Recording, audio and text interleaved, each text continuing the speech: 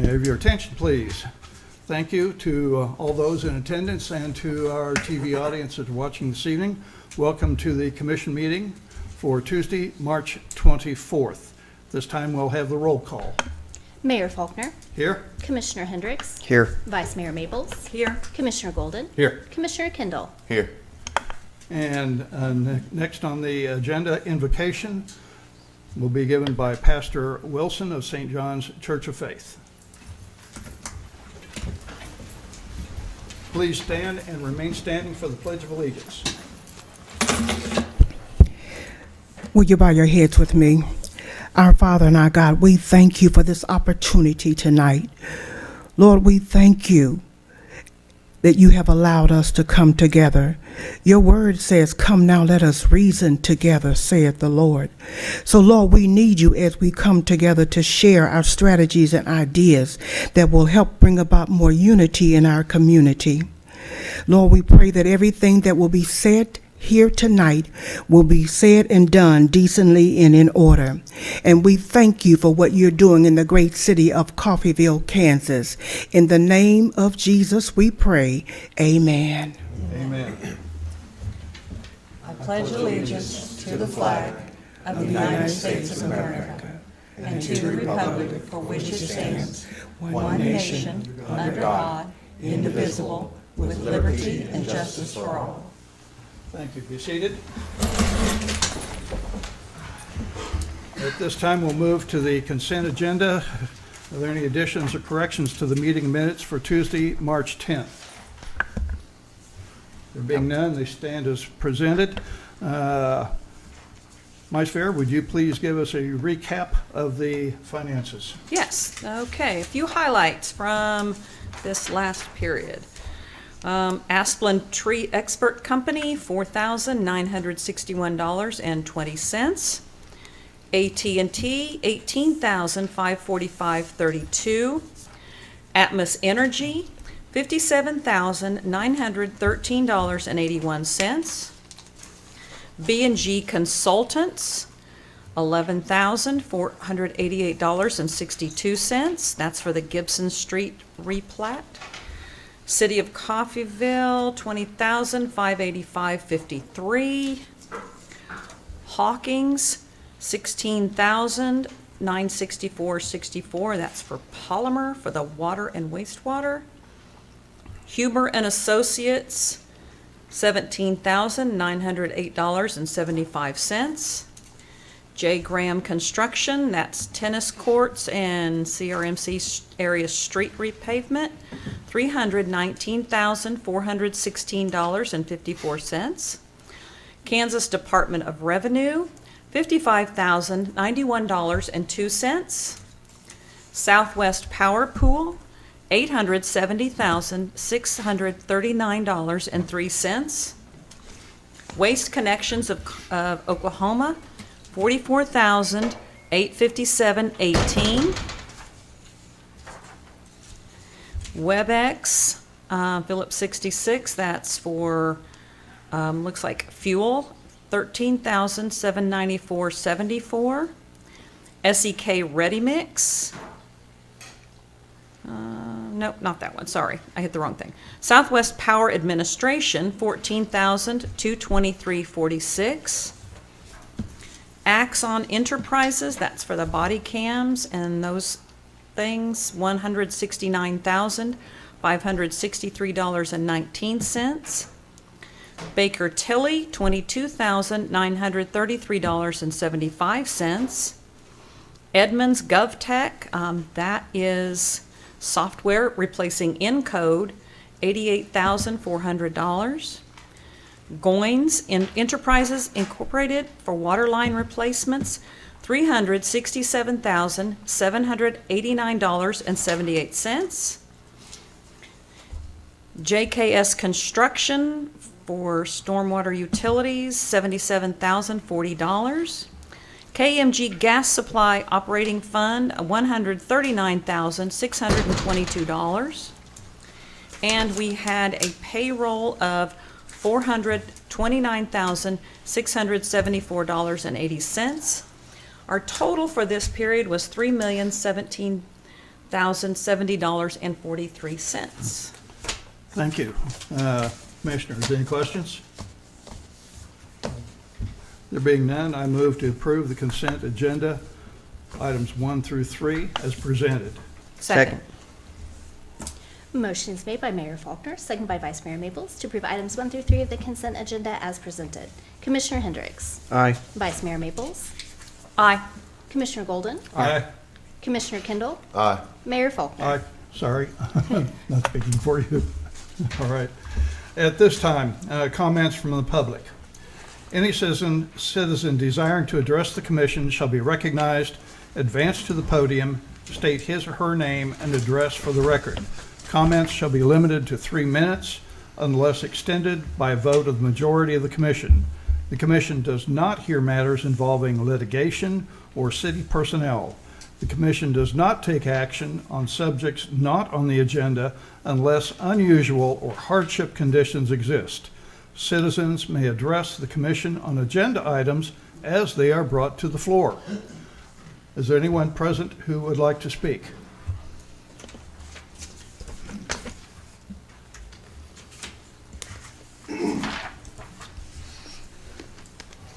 Jason Kassler, 809 West 5th. I'm sorry? Jason Kassler, 809 West 5th. Just wanted to come and talk to you all tonight about the looking at extending the hours of operation for the UTVs. The side-by-sides, Okay. keeping them out later. 9 o'clock was a hard cutoff time whenever it was originally brought in. During the summer, it's still daylight at 9 o'clock. We're still in the middle of a ball field at 9 o'clock. I'm sure you guys have seen them. They're not $100 machines running around. They're wheel built. They all got lights. They got stop lights, turn signals, brake lights. They're regular vehicles. I would like to ask that you just legalize them for all the time, not put a time limit on it, but if all else fails, at least look at extending the time. The 9 o'clock, we was out riding the other night, came into town to eat, restaurant was busy, had to leave in the middle of dinner, run home, get the car, come back, finish dinner. Just the 9 o'clock is a hard sell in the summer to always get home. Sometimes our last game's at 8:30 on the baseball. So you can't drive it to the game or anything like that. They're fun. I'm sure you guys have seen them. Coffeyville did not get overran with them. There's been 88 tags given out as of today. There was no big crime sprees that happened with them. Most of the charges were people out past 9 o'clock, and it was usually 9:15, 9:20, before 9:30 usually. So there's not like Coffeyville got overran with them. I'd just like you guys to look at it and consider it. There's several people in town you guys can reach out to that have these and can give you all the information. You see one parked somewhere, stop, check it out, see how it's constructed. They're safe. You're riding around in a motorized roll cage.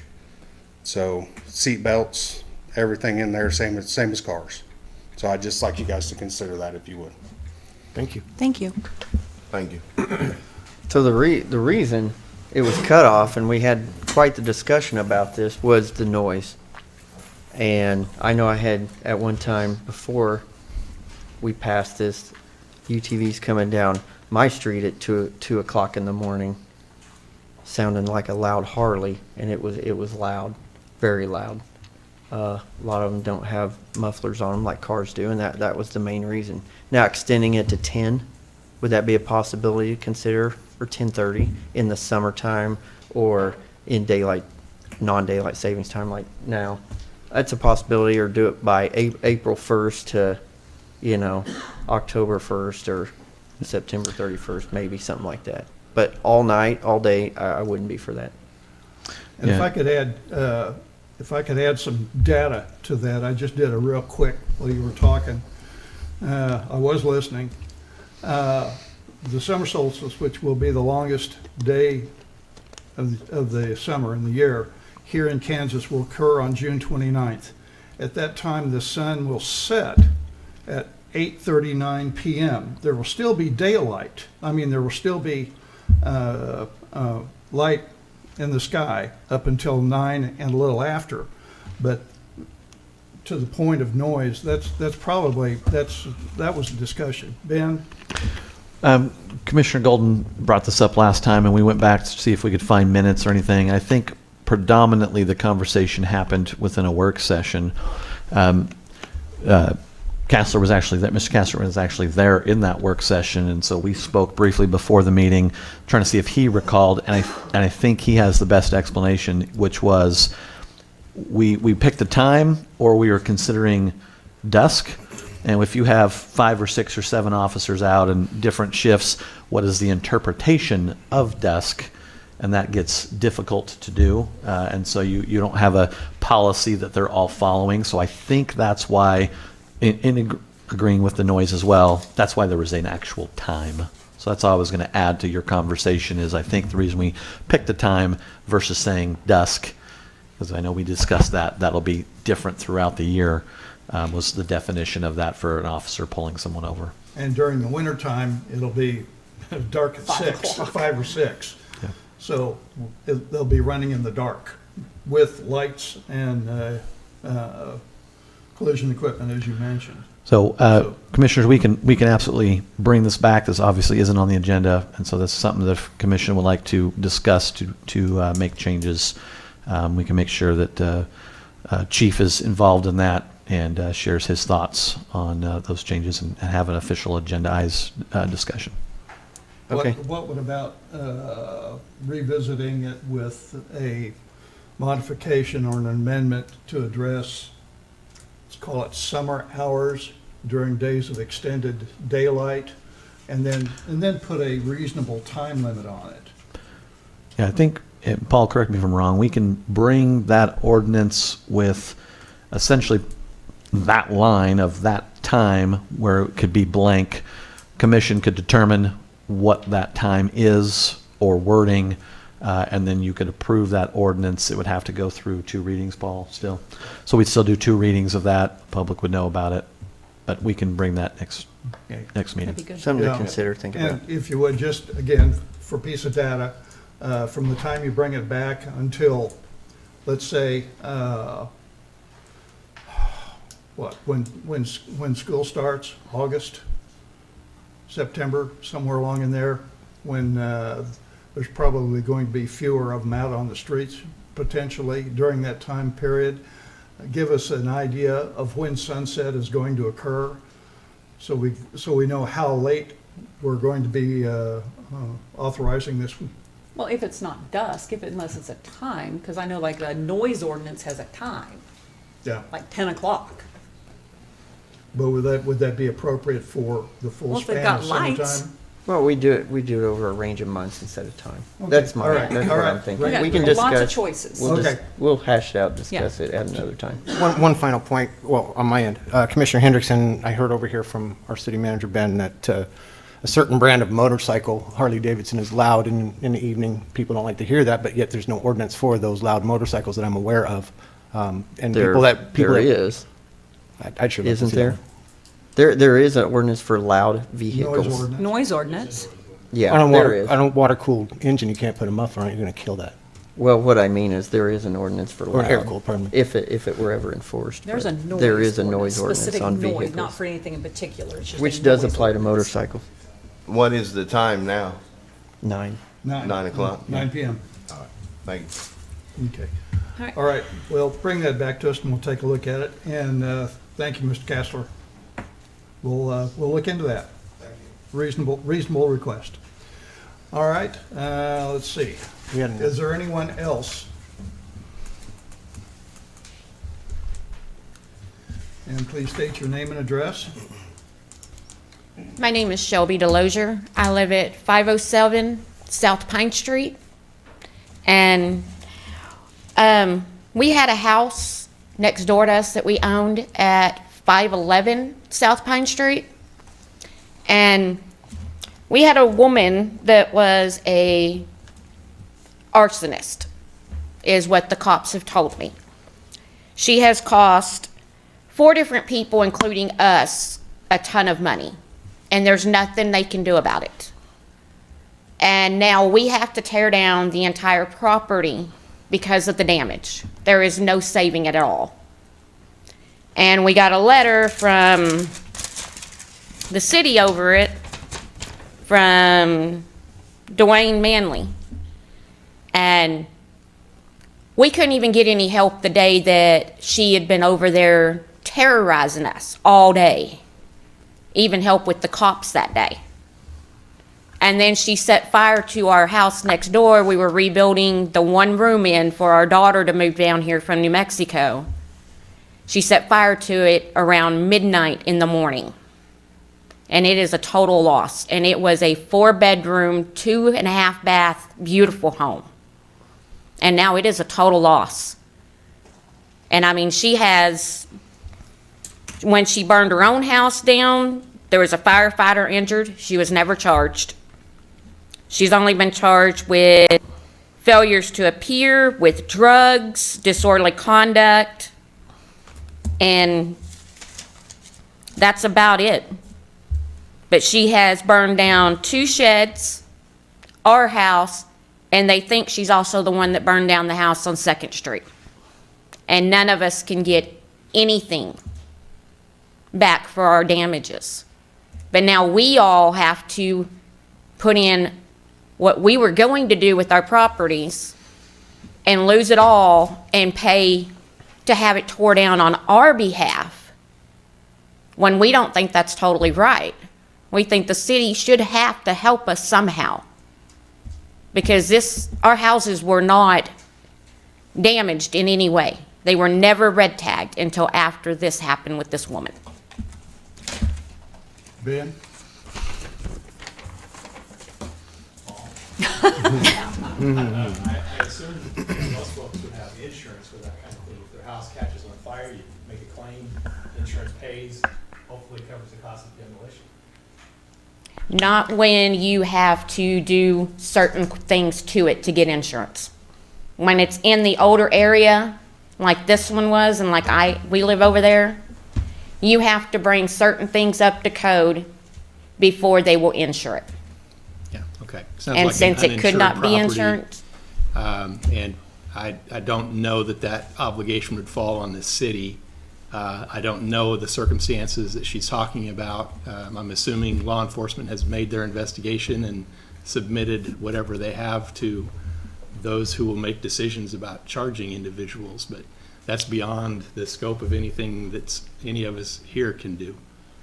well, she's not being charged because they say she is not mentally stable anymore because of drugs to stand trial. So all of us are just out thousands and thousands of dollars. Our house next door was last appraised, before we were fixing to do work on it, was appraised at $8,000, and it is a total loss. And now we have probably 60 days to get it completely down. And we were working on getting it redone, and we've now got to get somebody over there to take it down, put a fence up, get a dumpster, everything. And there's just no way to get that done. Is there a way that, Ben, is there a way that you can communicate with Chief Bromley, get a detailed report on this particular individual, the circumstances surrounding at this point, I'm gonna have to say the alleged fires, and what they have determined, and then present that to us? Would that be appropriate to present in an executive session to protect the names? I'm not sure that's a protected. It would have to be under the attorney-client privilege, I would say. But again, I don't know that there's anything that this body can really do other than direct staff to assist this person with the cost of demolishing the property or setting dumpsters or whatever the case may be. it's an unfortunate situation, but it's an individual responsibility, unfortunately. Paul, are you And then- aware of any victim help or programs that serve the victims of crimes that they can apply to here locally? Well, there's victim Victims assistance, I guess. compensation, but Yeah. there's generally has to be a defendant in a Active situation like police, that. And yeah. if there's if it's just a person that is a person of interest, but not enough to charge that person, then I don't think that is an avenue that would be available. Yeah, this is that delicate balance, and I think, in fact, some of us have had email communication this week about that responsibility of the court versus what the city can do. And yes, we have ordinances and we have those rules, but there is a legal process, based on the Constitution that we have to go and follow, and this is one of those cases. And so I can absolutely get with the police chief and determine, if was there credible evidence, did this go to court? But I think ultimately that what Paul's referring to is the decisions there to make are within a court with a judge versus this body. So, Commission, what is within your resources to do? Yes, you could assign staff to assist. Again, unfortunate, this is something that is not a rare occurrence in this community. And if we need to have a budget conversation on, should the city with its funds go and support situations like this, we'd have to look at that holistically from the entire community versus just one situation, since there are probably several just like this. Okay, Ms. Lozier, I don't think what we're saying is we don't want to just walk away from you on this. I understand. What we want to do, though, is if you would, Ben, with the appropriate city staff, communicate with law enforcement, find out, determine what they discovered, and then determine, is there anything that we could reasonably do that would not, and I'll have to say this, would not impact future operations downstream if, for some unknown reason, half the town burns up and everybody shows up wanting help. Yep, we'll do that. Something that's reasonable and hopefully wouldn't cost us an arm and a leg. Yep, we'll get your report back. And then also, if you would, ask DJ to give her let's get extend another 60 or 90 days on that until you have the opportunity to determine just exactly what's going on. Okay. All right. Thank y'all. Thank you. Thank you, Mr. Okay, Lozier. thank you. Hey, Ben, will you send that to me as well? Whatever the information that you find out, because I'm interested in that as well. Yep. To back Yeah, there we'll and we'll follow. we'll get a report to all commissioners. Thank you. Absolutely. Yep. Thanks. All right, is there anyone else?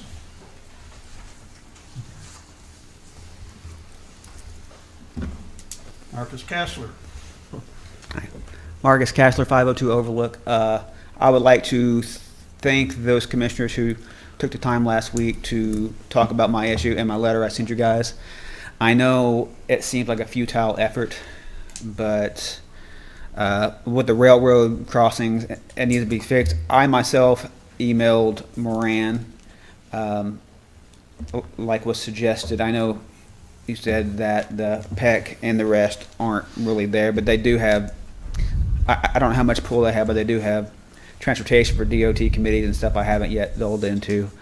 I have also made a Instagram page called Bad Coffeyville Railroad Crossings, RXR, in which I display pictures of the railroad crossings and also the little blue signs. I need to do some more, but I've done that as well, so people can go on there and complain if they would like to. Someone sent me a picture of them blocking when an EMT needed to go across and stuff as well. I would love for this to fix. I know it's futile to do. I really would like to see some change. But my question is, what happens when some of those, when a crossing gets too bad for cars even to cross? Can we do anything? Can we say it's best not to cross this, can we put, I mean, is there anything we can actually do when it gets too bad? Yeah, I think, commissioners, if you want me to speak to this. Go ahead. Yeah, well, I think we already have some that are Yeah. too bad.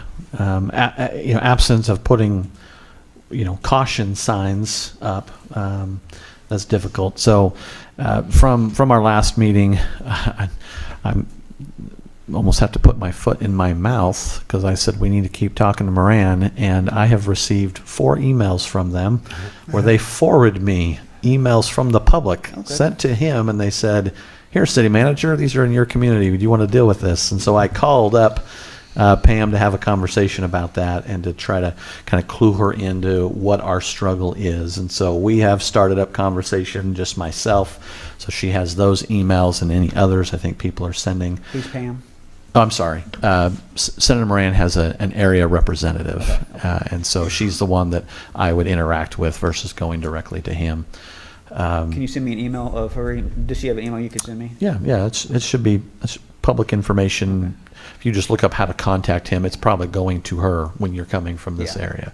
So any email that went directly to him got I sent scrubbed her- by her, and then she was sending it to me. I sent him one, so I don't know who else has, but people have said they've contacted over Yeah. the railroads and the blue signs. But I And focused those blue on- signs, I think, Yeah. absolutely, we need to just keep calling those Yeah, as that well. willow's bad, but Yeah. what's funny is right next to it is elm, and they have the nicer cement blocks, and I just don't understand why they don't go ahead and do the Okay, question. other one, but.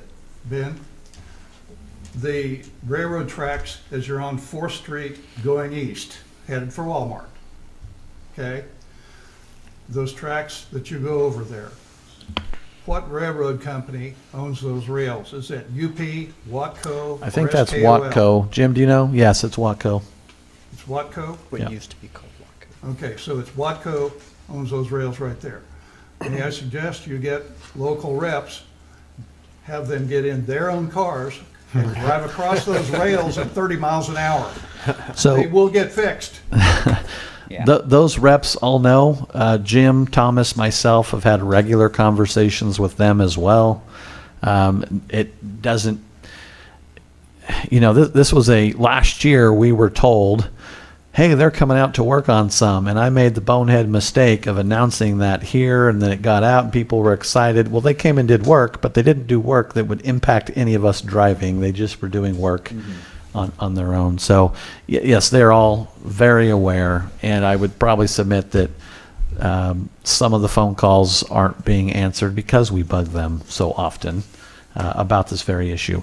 The one that we are talking about, again, this is what we're told. I can't necessarily validate this, but they were going to go work on it. They recognized how bad. They had gathered all the material, and somewhere down the rail, train derailment happened, and they had to divert all that material to go support that project. So they are very aware of the condition of those, but we're still at where we're at. All right, thank you. It's on our radar, Yeah. Marcus. I appreciate that. I'm gonna keep on doing what I'm doing. I know it's, yeah.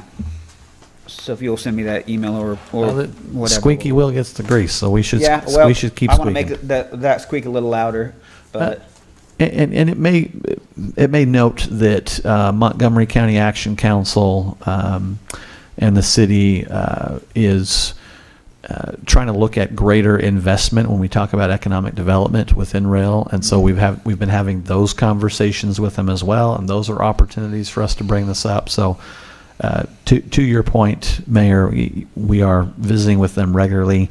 I'm about to make an announcement on some rail construction that's going to happen next month. They do notify us, so we're not silent on the matter. All right, I appreciate it. I'll keep up my effort and keep on contacting them as well, so, thank you. thank you. Thank you. Thanks. We'll keep it on the radar, Marcus. All right, is there anyone else who would like to speak? There being none, we're moving on to regular agenda items. First on the list, public hearings, special presentations, and proclamations. First, we have a proclamation declaring April 2026 Child Abuse Prevention Month in Coffeyville, Kansas. I will now invite Jordan Lemos to the podium from the Kansas Children's Service League, and she will make some comments. Hello, everyone. I'm Jordan Lemus, the supervisor of the Healthy Families Program. We're a home visiting program that's through Kansas Children's Service League. We serve Montgomery, Labette, and Chautauqua counties. Today, I'm here to ask you guys to sign a proclamation to declare April as Child Abuse Prevention Month in Montgomery County. Kansas Children's Service League is a state chapter of Prevent Child Abuse America, and April is National Child Abuse Prevention Month, where communities across the country commit to strengthening families and preventing child abuse and neglect before it occurs. Kansas Children's Service League is a statewide nonprofit agency that serves thousands of Kansas children and families each year. Our mission is to protect and promote the well-being of children.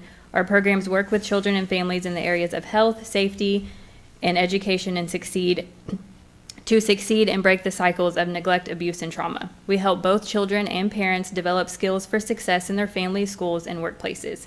When children have what they need, they grow up safe, supported, and full of possibility. This April, during National Child Abuse Prevention Month, we invite the people of Coffeyville to imagine what's possible when families are at the center of our community. Preventing child abuse and neglect is a shared responsibility. Some families need a little extra support, and by strengthening prevention programs, advocating for family-centered policies, and showing up for one another, we can ensure that families have resources that they need before challenges can become a crisis. Children thrive when communities ease the pressure families face, and together we can build a stronger community where every child and family reaches their full potential. Thank you. All right. Then I have the proclamation I will now read. Child Abuse Prevention Month 2026 proclamation dated April 1st, 2026.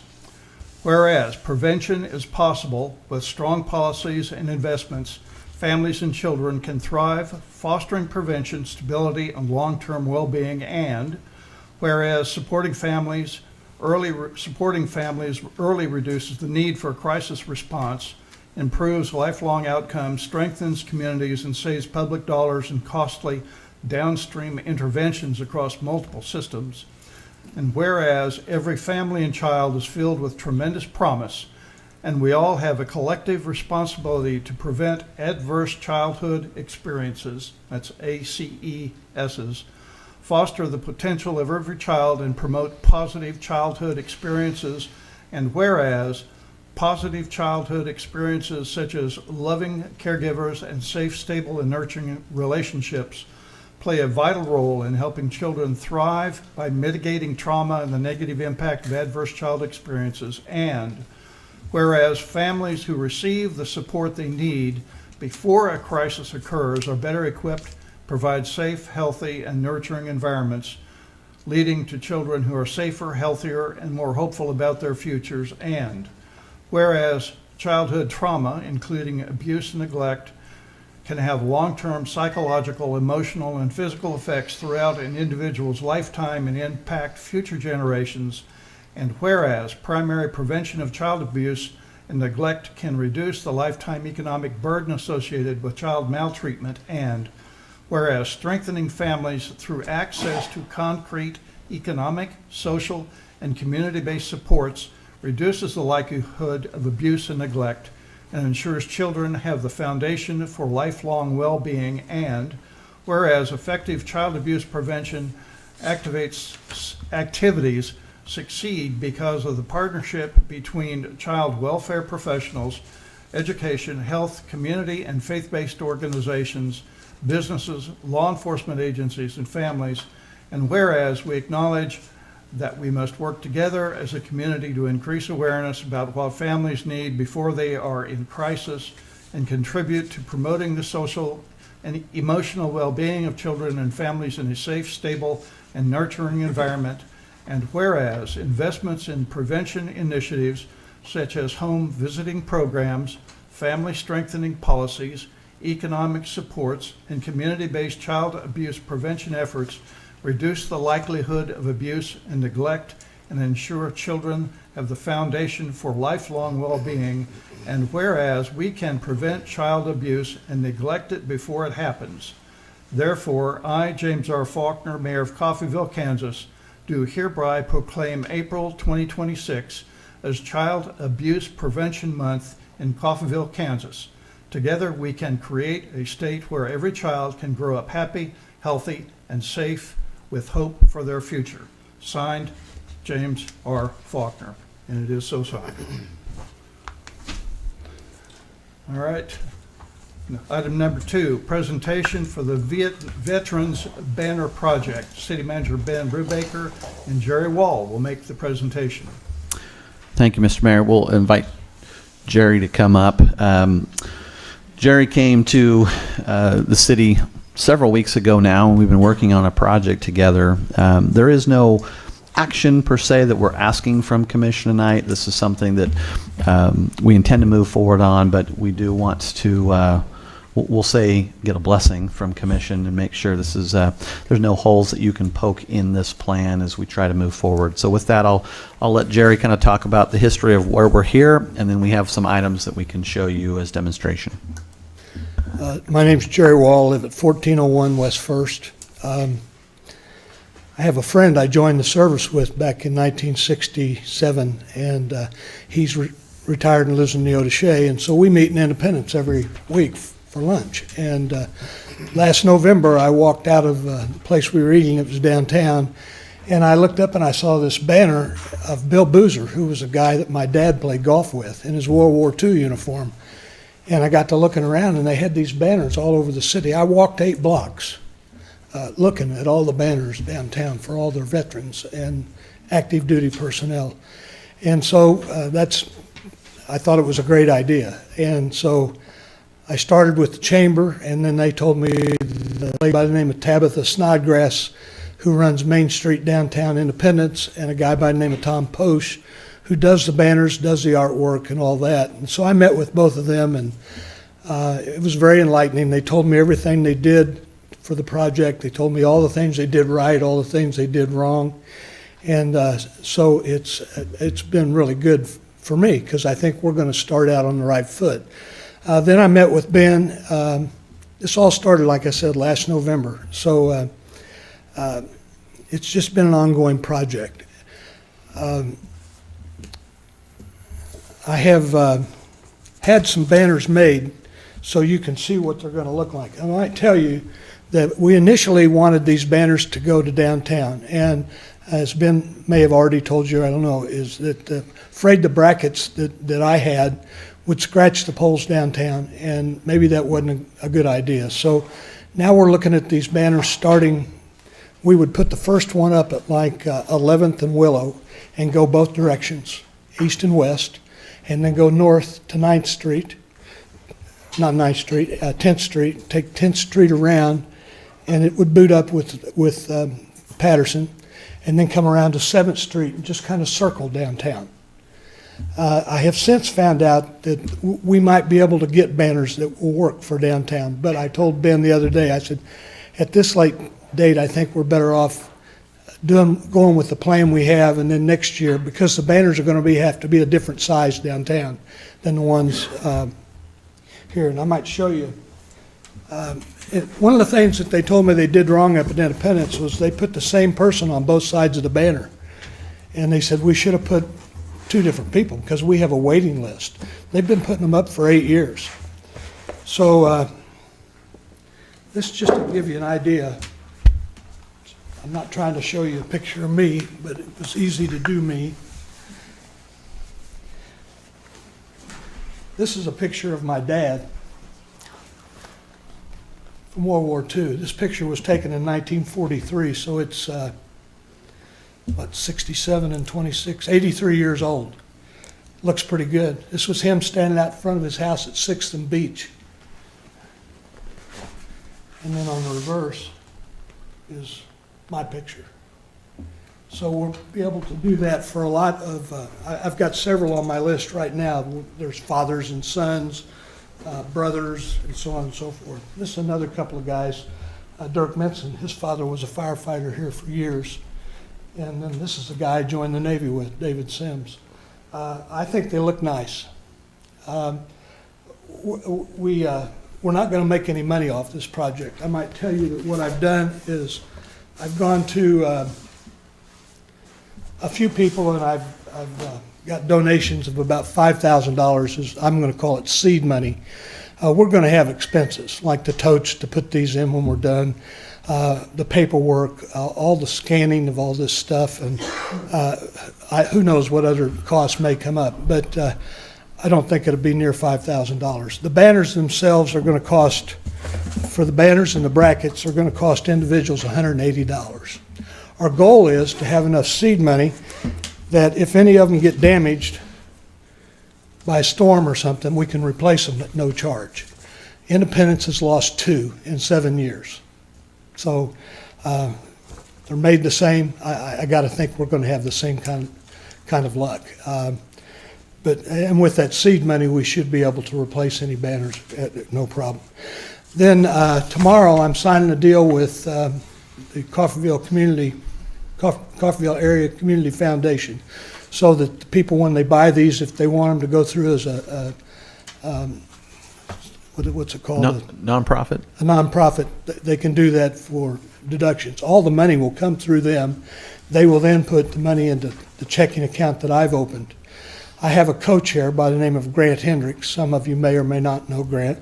And done that primarily because we want 2 signatures on every check as a checks and balance. And so that's pretty much it. Any questions? VFW or the Legion involved in this? Well, they're going to be. I mean, I have talked to Carol Smith, who's the head of the auxiliary. Yeah, I'm going to, I'll give you some of these. This is Okay, and as far as the cost, I think you've already addressed that. So Yeah. would the city be involved in the cost or maintenance of these banners? Mr. Mayor, the cost of the bracket is part of the cost of the banner because there are no brackets there. Okay. Once we put that bracket on the telephone pole, it becomes your property. Okay.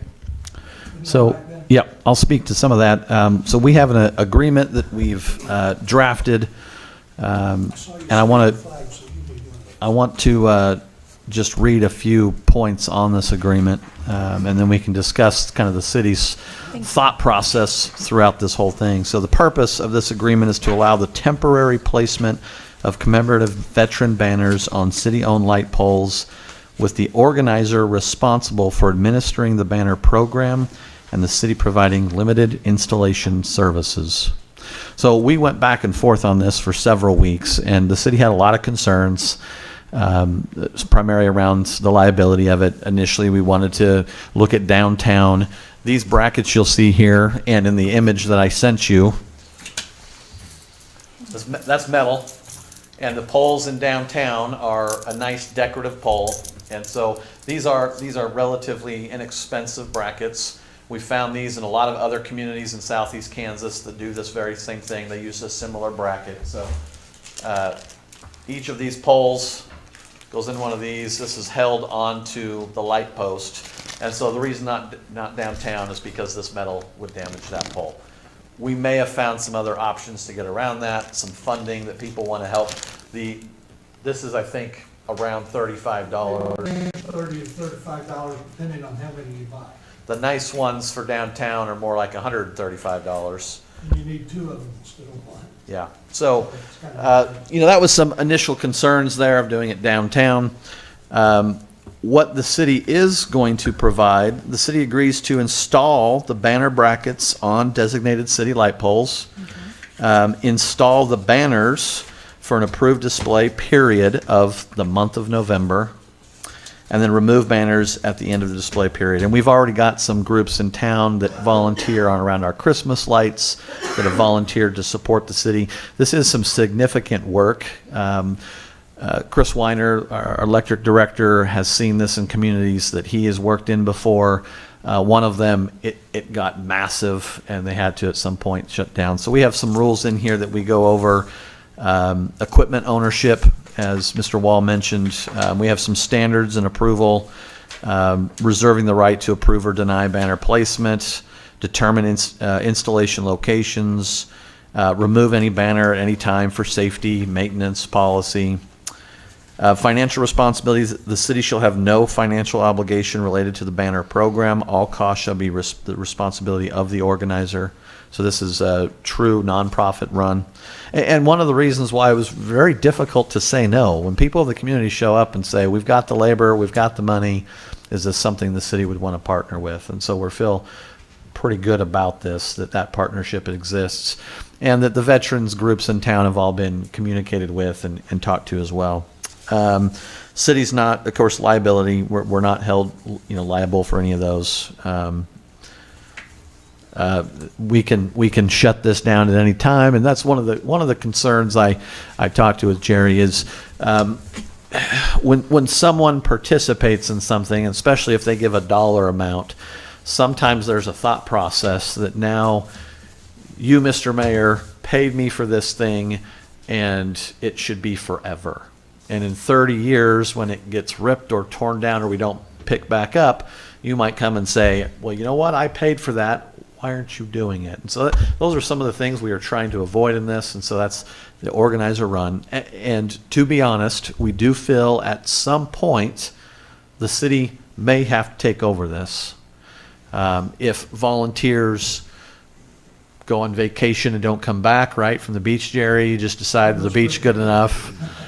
So whatever that might be, it very well may turn into a city's obligation at some point. And so we are aware of that. We're considering that.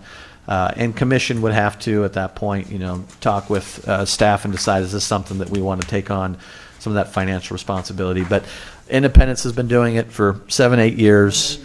Only the 3 that have been damaged. I also think that the timing of this, celebrating America's 250th birthday and putting up in November, recognizing our veterans is a great thing too. But yes, we are specifically trying to avoid the, you put up that person and, city getting involved in that. We're trying to make that the organizer needs to organize this. And we're going to support by allowing them to go up, taking them down, and ultimately this becomes the ownership of the city. So if we do decide that we have more time, more staff time to put up banners, maybe there's another event at some point that banners can be funded from the community and we can do. I say that, and then I know I've got staff that are immediately probably curling up because this is not something we can just do every single month. It represents a lot of hours, and it will not be possible without volunteers from the community supporting us in putting these up. That's exactly right. Now, But we do have time to refine this. Excuse me? We do have time to go ahead and refine this and take a deep dive into it and figure out something that's amenable to all concerned. I will just tell you that I'm ready to move forward. I've got a list of several that are ready to send money, and I'm not taking any because I want to move forward. So, And Jerry, let me echo that. Is what we're suggesting, commissioners, this is not a city project. The city is agreeing to put up brackets and put up banners and let an organizer manage it. So do we have time for commissioners to all weigh in on the particulars and the rules? What we're saying is that's not a city function. That's the organizer function. We're here to agree to put them up. So would it be appropriate for us commission just to make a motion? No, this is just an inform. Is it just an inform? You're not asking for support or anything, just you're letting us know what's going on. So we have an operational agreement that I'm comfortable with and talking to Paul that we can just go execute on. Okay. All right. But to that point, we want to make sure that commission are hearing this. This does affect large amounts of roadway and frontage that people are seeing. Is this a good idea? Is it not a good idea? Do you feel like staff should look at it longer? That's the kind of direction we're looking, as opposed to a resolution, because this is the organizer. We're making it public and letting you know what's going on, so we don't get a lot of phone calls. Yes. About what in the world is going on. I will tell you that the banner that you saw, that's the way most of them are going to be. There's going to be a few distinctions just things that I've learned. In my class alone, there's 3 guys that won the Bronze Star, which is the 4th highest military award you can get. And in your class, there's a guy that won the Silver Star. And I learned about a guy that used to own Ham Gray, who was the Howard of H.A.M., Howard A. Maxwell, was on a ship in the Pacific. He got hit by 2 kamikazes 1 month before World War II ended. It's just interesting things that I've learned about the history. And one last thing I'll tell you about these banners, because people will, how are you going to put these on the pole? There's a grommet at the top and the bottom. It goes and it connects to the thing with just a twist tie, not twist tie, a rubber pole tie. So they stay stationary, don't get blown off the poles. So, and as far as, we're going to help with this seed money. I know I can go to somebody like the junior college baseball team and help them, get them to help the city take down the banners. And we've already gone to some groups that already help us in downtown with lights who have said that they'd be happy to support this as well. And that's another caveat in there is this all depends on, if we have some major storm event a week before, that's what our focus is going to be, not on putting up those banners. Okay. All right. Okay. Thank you very much. Thank you. Thank you. So, commissioners, we are open to. I think Jerry is more than open to having conversations and phone calls, especially from our veterans, and thoughts around that. If there's any thoughts that you have for staff before we move forward, or any hesitation you think staff should make, I think that's what we're looking for here. All right. Okay. I sit on the Save the Pool Committee, and let me tell you, this has been a hell of a lot more fun than that. All right. Thank you for your service. Thank you. Okay. Before we move on to number 3, which is going to take a significant amount of time, I suspect, at this time I'm going to declare a 5-minute recess to reconvene at 7:25. 6:25. To reconvene at the sound of the gavel. Clock hadn't been changed.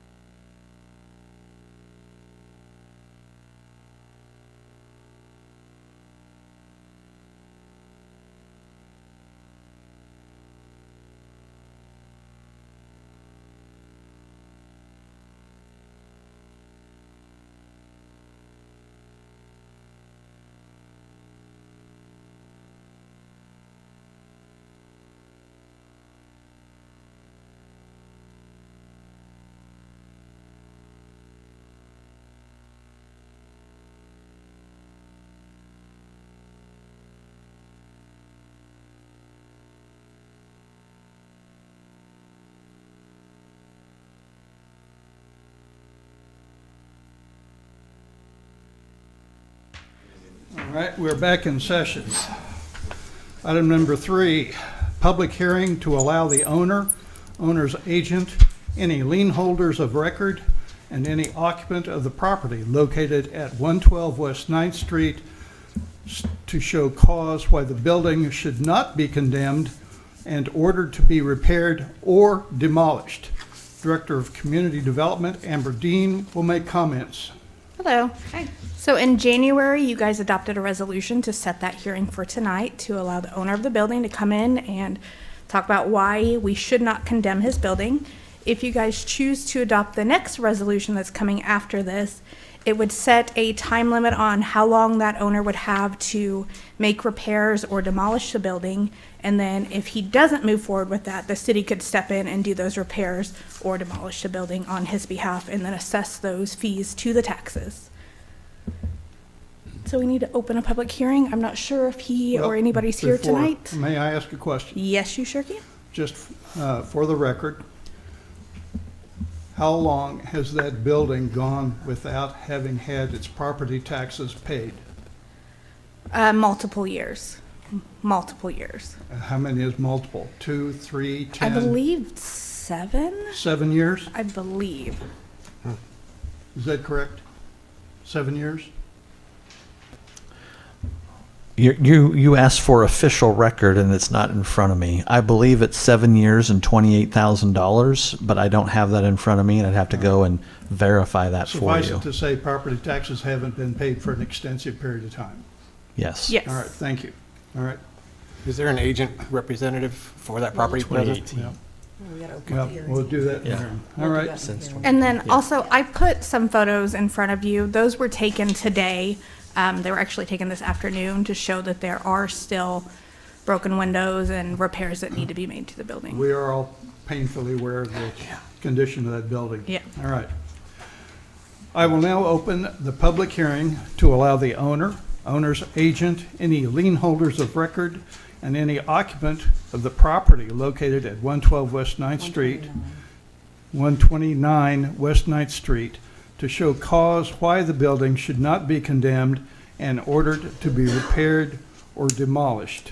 Is there anyone present?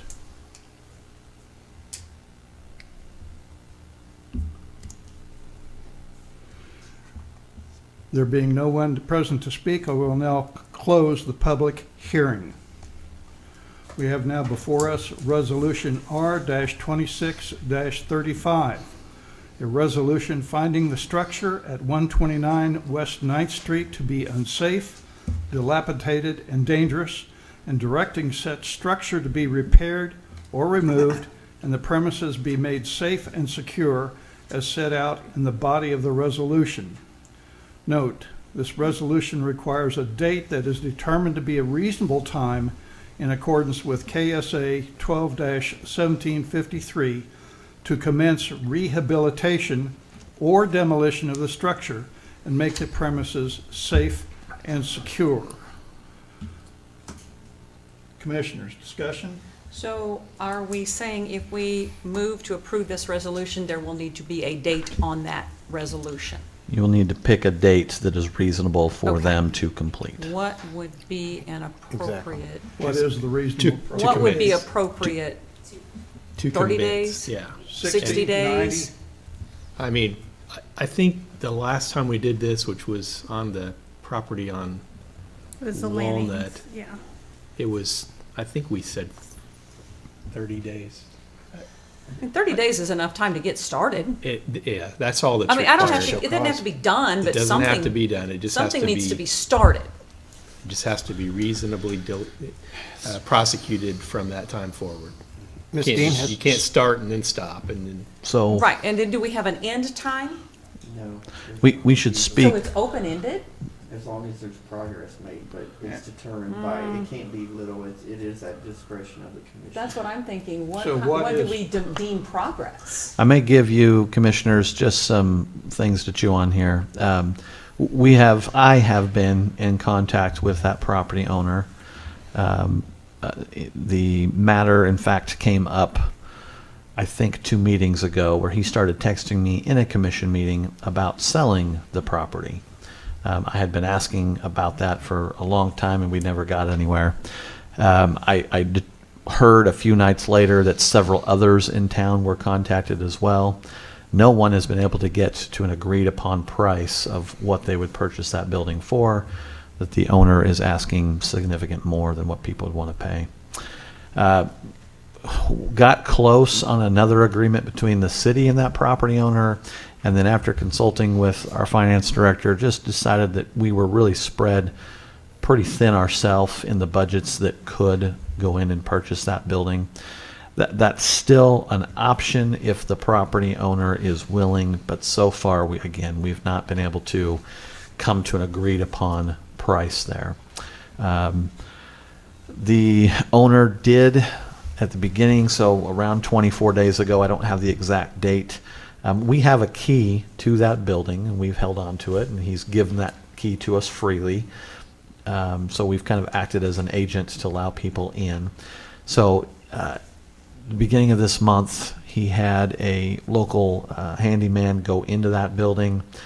I talked to the handyman yesterday, who said that he was on video chat with the owner. They were looking at windows. The handyman told me that he boarded up some of the windows. Since then, we've noticed some more have fallen out. As of Monday, tiles were falling off the building, and so we brought out safety fence again, because that is an area that people walk in downtown. So he's very aware and has done things even just a few weeks ago. And so unfortunately, it's just not enough to keep this building in a condition that is safe for the public. So if I had to guess, whatever time frame you give him, he may call someone out, but so far the work has not been enough to remediate the situation. So is there a date we could declare it dilapidated and? You're declaring it dilapidated tonight. You're just saying you've got to get started on making repairs, and you've got to diligently prosecute the repairs and not abandon it, essentially. You also have to consider that the taxes are unpaid, and there's going to be a tax sale this year, so that unless he pays the taxes, It's going to go up that for property tax is sale? going to be sold at the tax sale. So the city probably doesn't want to put a ton of money in it. No. We did get a quote early on in this process, Amber, to do the windows. Yep, it was $20,000 to repair the windows that were broken. That was not the additional ones that have been broken since. And that does not address the tile. So this is the difficult nature that we have to deal with here. Is the city does not have a bucket of money that we can just scoop in and take cash and throw it at this property either. And so Right. even if we go through this process, We don't want to jump on that tiger's back. we then have to decide how much are we going to spend and what things. And I would suggest that those that are life-threatening, tiles falling on you from 3 or 4 stories up, is something that really needs to be addressed. So what staff would ultimately have to do is go out, get some quotes, determine what reasonably needs to be done from a life safety versus, remodeling the building. How strongly can that be worded? I'm sorry. How strongly can that be worded when we send documentation to the owner? Because if we give, let's just say this evening, a 30-day to come and show something, if they have another handyman, like you mentioned, come out and pound a couple nails, put up a couple pieces of OSB, does that 30 days just start again at the next meeting? Or can we word it significant changes, significant improvements? The statute gives us the language. Okay. It just says that you must start on whatever the commission deems to be a reasonable time, and again, diligently prosecute the repairs thereafter. I think that's probably the verbiage we should use, since that's what the statute says. And 30 days, 60 days. Fixing one window a month is not diligent. And the city I- also has an ordinance that says you can't use plywood to board up your windows, that you have to use a certain type of tin to board up the windows. So currently what they've done isn't even allowed. It's still in up to code, Yeah. to what our ordinance is. So Correct. question, hypothetical here. If the city were to put some money in to repair it, like a contractor, could we put a lien on it to get money back at the tax sale if it were to sell for a certain price to reimburse us. Yeah, so, Is that, Would it just be You- worthless paper? well, I mean, you definitely could assess the property. The property is going to be sold hopefully before, middle of this year, maybe in the fall. So that assessment would not be made until probably the following year. So I'd say there's a pretty good chance that the city would recoup it if the next owner of that property pays taxes. but we could do that. You could do that. We Okay, could do it. just asking. Might not go anywhere, but we could We- do it. So what happens if he doesn't do any work to it in 30 days? The city has a decision to make. Do we make repairs? Do you get demolition bids, estimates? That's where you're going to have a crossroads The to difficult- decide. It's a decision we don't want to make Yeah, because right. we don't have that level of funds to go take care of something that The big. demolition costs on that building are going to be six figures. More than that. Yeah, Oh, yeah. maybe We seven. don't want to do that. If we do it, does not the property owner retain ownership of the dirt? Well, I Unless he assume, wants to donate it to the land bank? yeah, at that point, I think the property would be sold at the tax sale, and he would no longer own it. It's not going to bring much at the tax sale, but, you just never know who is going to buy it and what they have in mind and how much they'll spend. So, And if they buy it, then they've got to repair it or Yeah. tear it down. yes, sir. And this is not, the owner of this property has buildings like this all over the country.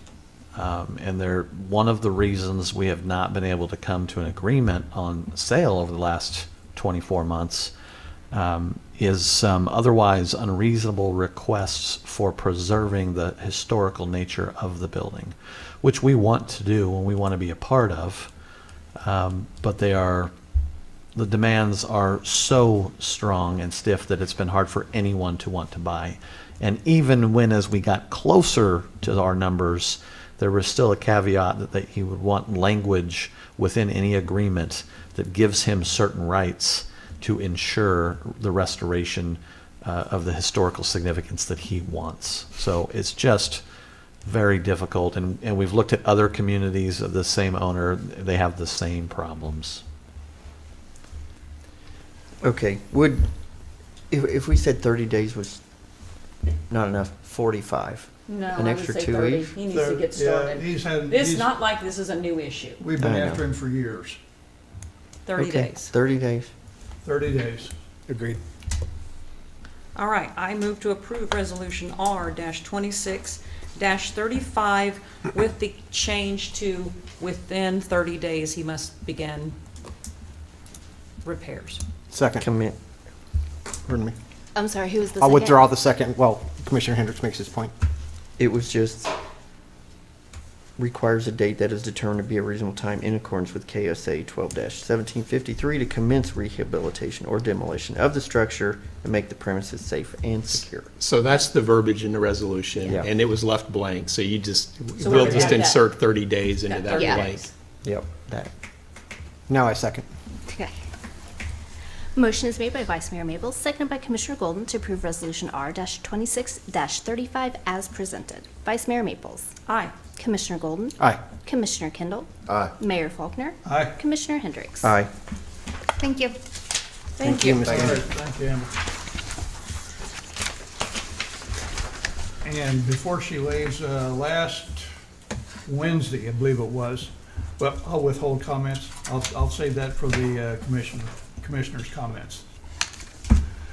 New business, Resolution R-26-36, a resolution to approve the purchase of a 2026 Ram 3500 crew cab for the Coffeyville Fire Department. Fire Chief Michael Connor will make comments. Chief?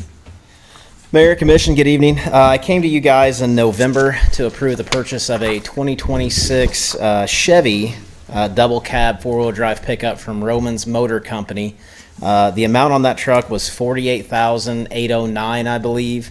When we ordered it, we were given no specific guaranteed timeline, but we were told by the salesperson they thought it would be somewhere around 8 to 10 weeks. At the most, it would be 14. I've been in contact with them just about every week, if not multiple times a week, to the point where I was probably pestering to just see where we are. There's other pieces to this truck that we've already ordered that are completed.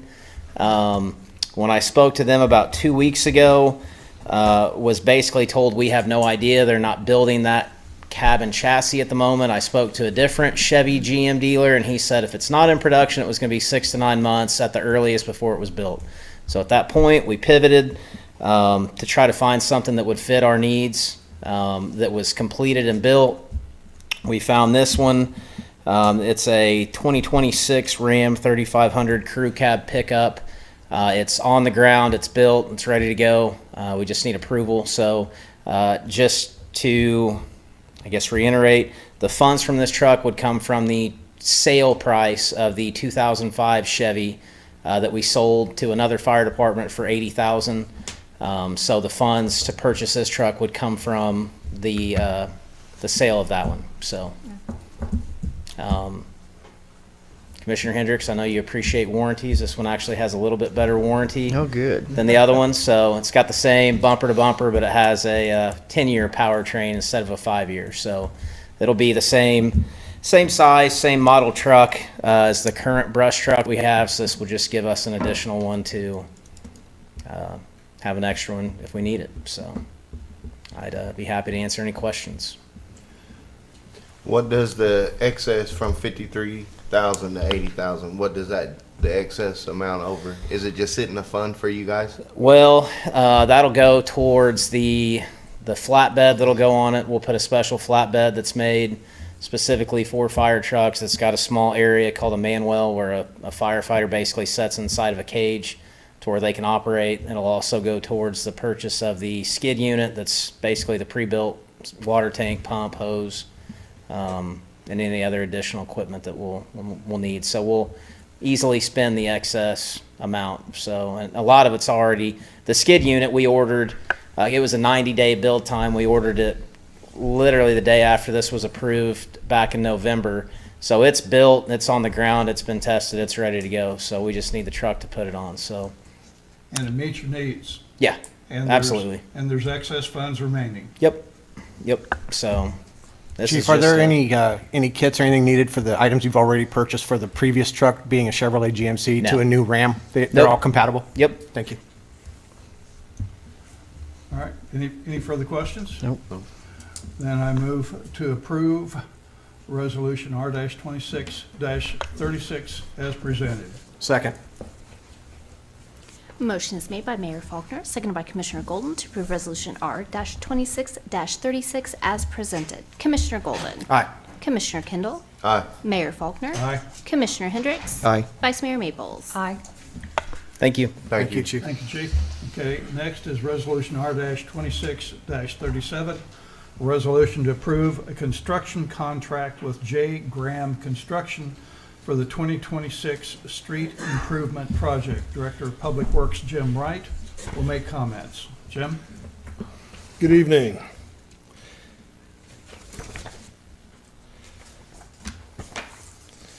This requesting the approval of awarding the bid to J. Graham Construction as part of our ongoing commitment to the citizens of Coffeyville to improve streets throughout the city. Public Works has developed a plan for complete and partial reconstruction of several streets the north of the community elementary, as well as a couple of non-compliant streets. The bid is for Glen Avenue from Buckeye to the end. It's a dead-end street that goes east, and Velma Drive on Buckeye that goes west. It's one block, the dead end. So those will be fully reconstructed in concrete with curb and gutter. Grandview, which is right across from Sectam, four-state area. It's east-west street, east-west road there that is gravel. That would be going to concrete with curb and gutter. The Ohio and Parkview from Northfield to Woodland, that would be a mill and overlay. and also replacement of curb and gutter where necessary. All right, what was the criteria for picking those particular streets? As previously discussed, we went on where people go. When they come to town, they go to the parks. That's what we focused on in 2025 was Stark, Woodland, Buckeye. We also threw in a couple of bad streets in West Coffeyville, West 7th and West 6th. So, and then also around the hospital. People come to town, they visit somebody in the hospital, or they go to have testing. So we also worked around the hospital in there. Also, some of those streets were in dire need. Curb and gutters had all but vanished in some places. So that's what we're focusing on around next is around the schools. In a couple of years, we'd go around the high school and the junior high is what our plan is. Okay, so just for the record then, the streets that were selected were based on studies of where visitors and where people go predominantly, and this is being done in order to present Coffeyville in the best possible light, correct? That is correct. All right, so I don't want to get phone calls saying that street got repaired because that's where Commissioner XYZ lives. I've got those before. Do you live on that street, Commissioner? Do you live? Yeah, I want to expand on that. Yes, these streets are picked through, of course, our work sessions with commissioners. This was not thumb in the wind. It's condition of the streets, where people go. We also have to consider water lines. Are those water lines down the middle of the street? Because there are other streets that are also really bad and need to be looked at. It's the cost for that total package. So there's so much that goes into that. No, it is not where a commissioner lives. Are we doing development in the area? So there's just so many factors that go into that. Jim, of these, is it Velma and Glenn have had water line work? Correct. We did that in-house. We moved the water lines. So we've already started some of those water lines ourselves on the smaller streets. So yes, there's a broad view and a lot of things to consider. It is not as easy as just going down and picking a street because someone lives there. And All right. Grandview's Thank not you. in compliance right now, so it needs to be done, correct? Correct. All right. Any further questions? No questions? No, what people are telling me, constituents are reaching out saying that we're doing all the work on predominantly one side, as you just talked about, where parks and new development is, which is in West Coffeyville. They're saying, when are we gonna move to the middle in more residential packed neighborhoods and fixed streets? That's what they're wanting. Yes, there's a lot of people. They'll talk about south of 12th Street too, and the conditions there. The truth is, the city has more roads in poor condition than it can afford to do. In 25, we got nearly 10 million in grants, Amber. This year we're approaching another amount. We are applying for every grant that we can get to do those roads. But there's going to be people that their roads don't get touched for a variety of reasons. Again, it's not because we don't like them. It's not because we don't like that area of town. But you commissioners get to choose based essentially how do we use the funds that we have to bring the greatest impact in our community.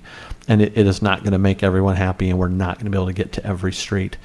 But we are being very precise in watching these streets and what can we do and when can we do it and what about the water line. And we have so many projects coming up. So we are full speed ahead on our maintenance of those streets as well. We have a new foreman in our a new superintendent and foreman in our public service department, and we're really focused on maintenance of streets as well. We're talking about the construction side of it, and so we're trying to address those. We've made changes to our trash service, trying to avoid the heavy trucks in certain areas that damage roads.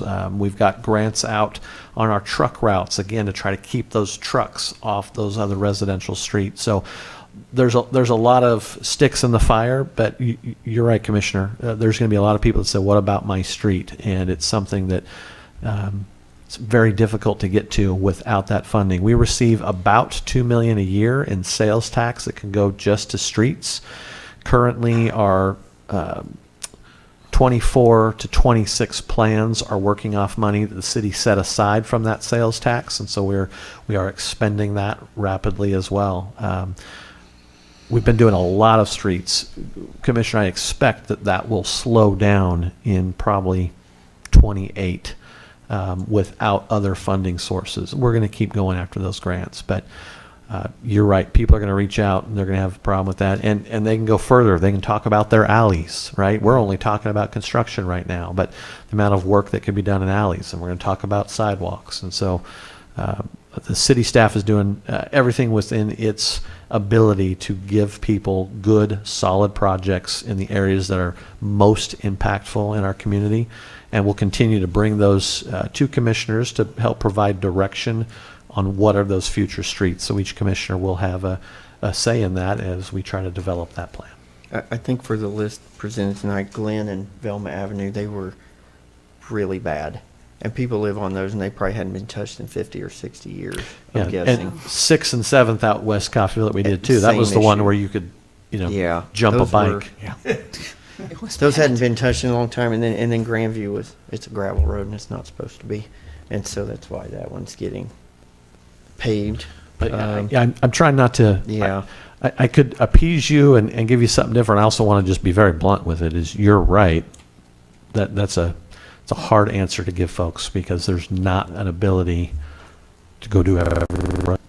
So commission, We would if we could. Yeah, and we'll continue to bring those work sessions. We've already had one with this group to identify those streets and why, and have those conversations, and we'll continue to do that.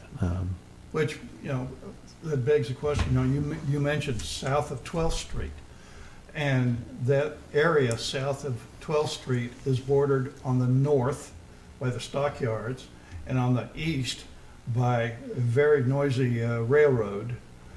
But would there be any possibility that some of those streets further south and possibly towards the west side of that quadrant could be repaired to the extent that contractors might be interested in building homes in there? Is that We have some considered? contractors building some homes. They're building, one or two homes at a time. We've had some folks that bought houses in the tax sale, was that 2 years ago, that are actively building. We're storing some of their construction material in our old Walmart parking lot. So there are a few that are building some of those homes. We are having more development further west. I will say, I don't want to make promises, but from a maintenance standpoint, we are looking at those particular streets down there and what can we do in-house. It's been probably 20 years since the city quit paving roads fully. We got rid of all of our equipment. We don't have that. So to go do those things today, we're talking about, do we rent it? Do we buy it? How much can we do? But the city crews are, Jim, I'm going to get this wrong. They are maintenance crews, not construction crews. And so we also have to balance that we are paying contractors primarily when we do this. But at that particular area you're talking about, we are considering, can the city crews come in and do some, we'll call it heavy maintenance, and do some more work down there that we can supplement that might not cost as much.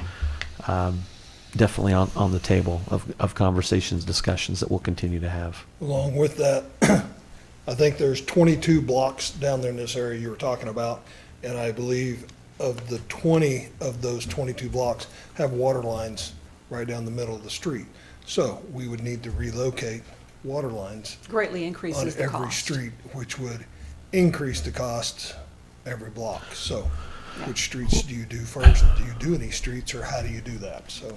And we're just going to keep more complicated. Then on top of that, we'll be bringing The water rates, we've been talking about that for months. I expect to start scheduling appointments with commissioners, one or two at a time, to come in and start looking through the rate schedules that we've built out. Part of those rate increases, if we get what staff is recommending, are to replace 3 miles roughly of line each year over the next 10 or 15 years. So if we do get the funding to do that, now we come back to some of these streets that maybe we can't consider today because we don't also have the funding for the water line, and we start having a different picture on which streets can we do because we have funding to replace line. Now that would be very specific on where are the oldest lines. We need to get to them first. We're trying not to put it down a brand new road and have to dig it up a year later because of water lines. Okay, thank you. Any further discussion? No. No, I'm good. Then I move to approve our resolution R-26-37 as presented. Second. Motion is made by Mayor Faulkner, seconded by Commissioner Hendricks to approve Resolution R-26-37 as presented. Commissioner Kendall. No. Mayor Faulkner. Aye. Commissioner Hendricks. Aye. Vice Mayor Maples. Aye. Commissioner Golden. Aye. All right, moving on. Resolution R-26-38, a resolution to approve a work authorization agreement with Alger Martin and Associates for engineering services required for removal of on-street parking in front of Pete's Convenience Store. Director of Public Works Jim Wright will make comments. This is for work authorization for the design and also the inspection during construction. There is, I don't know if you've noticed, there is about 5 feet of off-street parking right there between the intersection of 169, 166, and I believe it's Maple. And it jogs in there the whole distance. Pete's has reached out to us last year wanting to know about getting rid of that, getting a curb and gutter that matches all the rest of 11th Street and also a sidewalk in front of there. So this is what this would be. This is for the design of such and the inspection when we do get approval to do construction. Just a comment, for the commissioners, if you look on the, it's page, what was it, 69 or 60 of 69? 60. 60, there is it depicts what looks like a truck and almost looks like a flag sticking up. That's down in the lower left-hand corner of the squirrely diagram you've got around there. That's where that parking area, that curb, it comes out and it juts out into the street. And if you get caught in traffic, if you've come out of Pete's and you get caught in that line and you're still moving, you're up against that curb, if you're not careful, you're gonna bust up your axle when you hit that thing. I've almost done it twice. So removal of that area would be a boon to travelers, especially those who not aware of it. Jim, who maintains that green area right there? The grass and the shrubbery, who's doing the maintenance on Right that? there in front of Pete's, that would be Pete's maintaining their yard So there. that's their property? Correct. Why are they coming to the city for this? Because they want to take out the curb. This curb, there's basically a parking, I see the parking space, Parallel but I also parking. see the green is right, but they want to extend. only the street They want to take that out and bring it this way. and bring it, because if you look, it doesn't come out as far as every other street. If you go down that. I saw that. My concern is the way this was wrapped around on what we're looking at. And I thought that they were going to be removing some of the greenery and the shrubbery. No, and they're that. just pulling it out I see. further. Okay. Whatever width of the car wider. Okay. And then a sidewalk there. So they're adding to the match- landscape area. To match the existing, Match the existing. to make it look more like that. So Pete's hasn't been here very long. What, maybe 2 years? It's been up and running? Give or If that take. long? Give or take. I can't answer that for you, I'm not sure. It's not been very long, right? Yeah. So I'm just of concern, why wasn't this administered when they was building in to replace it then? Good question. I don't think any of us were. And here for I'm that. not saying that, that's my thought, right? Yeah. When they was drawing the blueprints to build it, why didn't it get put sidewalks in and do away with the curb and redo it? Probably should have been taken care of then. It Because there's a didn't. sidewalk to the east and west Yeah. and not through there. Yeah. And that would link that sidewalk up. So now the Not saying- taxpayers get the burden of the bulk of it, correct? To redo the sidewalk or the curb? Is this the sales tax money? Yes. So yes, this is the specific sales tax for street improvements, the Oh. funds that would go to that. Yep. All right, thank you. Any other questions? All right, then I move to approve Resolution R-26-38 as presented. I'll second. Motion is made by Mayor Maples, motion is made by Mayor Faulkner, second by Vice Mayor Maples to approve Resolution R-26-38 as presented. Mayor Faulkner. Aye. Commissioner Hendricks. Aye. Vice Mayor Maples. Aye. Commissioner Golden. Nay. Commissioner Kendall. No. And the motion passes 3-2. Moving on, Resolution R-26-39, a resolution to authorize the submission of an application to the Kansas Department of Transportation City Connecting Link Improvement Program, that's a mouthful, CCLIP, and commit local matching funds for the Highway 166 and Gillum Avenue Pavement Restoration Project. Director of Public Works Jim Wright will make comments. So we're just asking permission to apply for funding. If we were awarded, the city's portion would be the $338,000. This is between where previous projects left off just east of Buckeye, where the concrete ends, and that area is just west of the Emergency Services Building. That would be going east, just shy of a quarter mile to the west edge of Reed Street. Total estimated project cost would be $1.8 million.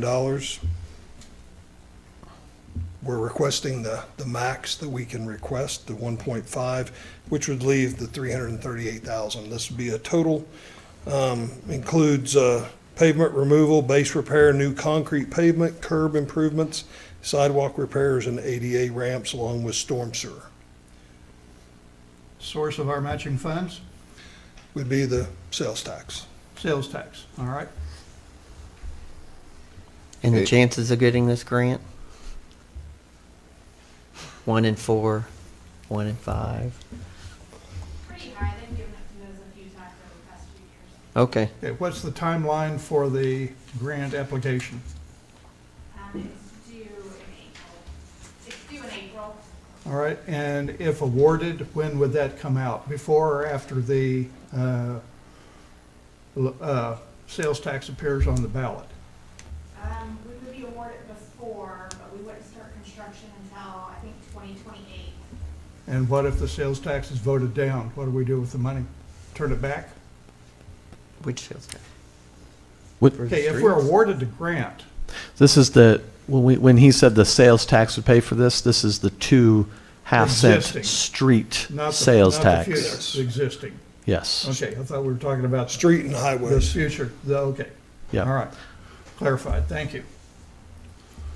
All right, Is there not another stretch that's worse? Is that the worst stretch to apply for the C-CLIP grant? Probably not. Probably there's something worse than that, but we thought we'd tie into existing and keep going instead of piecemeal it in different areas, because probably the worst part doesn't connect up with anything. All right, thank you. Makes sense. Any other questions? I'll move to approve Resolution R-26-39 as presented. I'll second. Motion is made by Commissioner Hendricks, second by Vice Mayor Maples to approve Resolution R-26-39 as presented. Commissioner Hendricks. Aye. Vice Mayor Maples. Aye. Commissioner Golden. Aye. Commissioner Kendall? Aye. Mayor Faulkner? Aye. Thank you. Next, Thank you. Resolution R-26-40, a resolution authorizing and providing for the calling of a special question election in the city of Coffeyville, Kansas, for the purpose of submitting to the electors of the city the question of imposing a 1/2 cent citywide retailer's sales tax and providing for the giving of notice of said election. City Manager Ben Brubaker will make comments. Thank you, Mr. Mayor. We do have some people in the audience, at least one that wants to speak to this matter, just so you're aware after I'm done giving the background here. Commissioners, this is, especially for our two new commissioners, this is something that we've been talking about the whole time I've been here at the city. When I came on early on, Tim Wilson and Melissa Carter were saying, hey, the sales tax is coming up. Of course, we've gone through, I think we've done one since then. We renewed one since then as well. So sales tax was on our mind. And so we've been discussing this in work sessions and these public meetings for a number of months.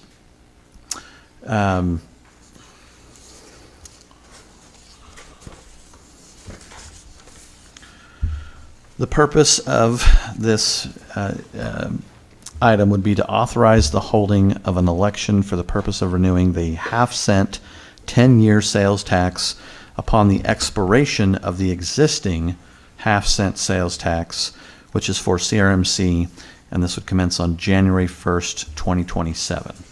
This would be a special election. We have talked to the county, and because on even years there's already an election planned, the city would not have to pay anything for this election. The city of Coffeyville has historically supported Coffeyville Regional Medical Center, CRMC, through the use of this dedicated 1/2 cent sales tax on 2 separate occasions over the past 20 years. These funds were intended to support the continued operation of local healthcare services for the community. In 2024, the city reduced its property tax levy by approximately 51%. In conjunction with this resolution, city commissioners directed staff to identify both new revenue sources and potential expenditure reductions to maintain essential city services under a reduced revenue structure. Over 25, we have partnered with the hospital in several different areas to support them in their continued success. Kind of, as we talked, some of the ordinances that we had, there were strings left kind of pulling them down. And so we've worked with the hospital for several months in the last 22 months to help clean some of those up. Following several months of analysis on this particular issue, staff evaluated the appropriate role of the city in supporting hospital-related services. This evaluation was guided by the principle that city funding should be limited to services that the city would reasonably be expected to provide in the absence of a local hospital. Based on this analysis, staff determined that ambulatory emergency medical services, EMS, represents the primary function that would fall under the city's responsibility if hospital services were no longer available locally. EMS is a core public safety function that directly aligns with the city's obligation to protect the health and safety of its residents. One of the things that we've looked at this last year and we did differently was our city funding requests. And those were getting a little bit out of hand. We had a lot of organizations coming in requesting funds. We tried to tighten that up, and we applied the same logic there. For example, a Rotary Foundation, if they were to come and say, you know, will you donate to keeping us active and a healthy Rotary, the city reasonably would say no, because that's not a service it would take over. Conversely, if the warming center was not able to keep residents, perhaps that were homeless, warm in the middle of winter, that's something that the city would step in and try to find ways to provide that service. And so it's the same line of thought that we're talking about here. Staff recommendation. Staff recommends that continued sales tax support be targeted specifically to EMS and pre-hospital emergency services and defined with clear and limited language to ensure funds are used only for those services that align with the city's core public safety responsibilities. This approach maintains support for critical life-saving services, aligns with the city's reduced tax structure and fiscal responsibility goals, reflects the city's transition away from direct hospital governance and operations, ensures transparency and accountability in the use of public funds. Commission came together in a work session, and we presented several options of how to split this sales tax. And staff is recommending, based on those conversations, the one you see here, which would be a 45-45-10 split. 45% of that would go to the specific services that we're mentioning at CRMC. 45% would go to fire and police, and then 10% to specific life-saving infrastructure needs throughout the cities. Oftentimes there may be ADA sidewalks that we can't address unless it's a part of a larger street program. We've got ADAs in our buildings. We've got, of course, our pool. So there's safety measures that often come up that would be of a public nature, and that's what that 10% would be allotted for. In addition, language for CRMC providing mobile pre-hospital system emergency services and related operational costs. So in the EMS building, if the garage door breaks or the water fountain breaks, so it'd be anything and everything related to the operational function of that ambulatory service, EMS. Additionally, that an agreement be entered into between CRMC and the city for occasional review of financial records related to the sales tax funds. I've taken a number of questions from commissioners over the last about 22 months that I've been here, asking, do we know what it's spent on? Do we know why? Do we know when? Do we know how?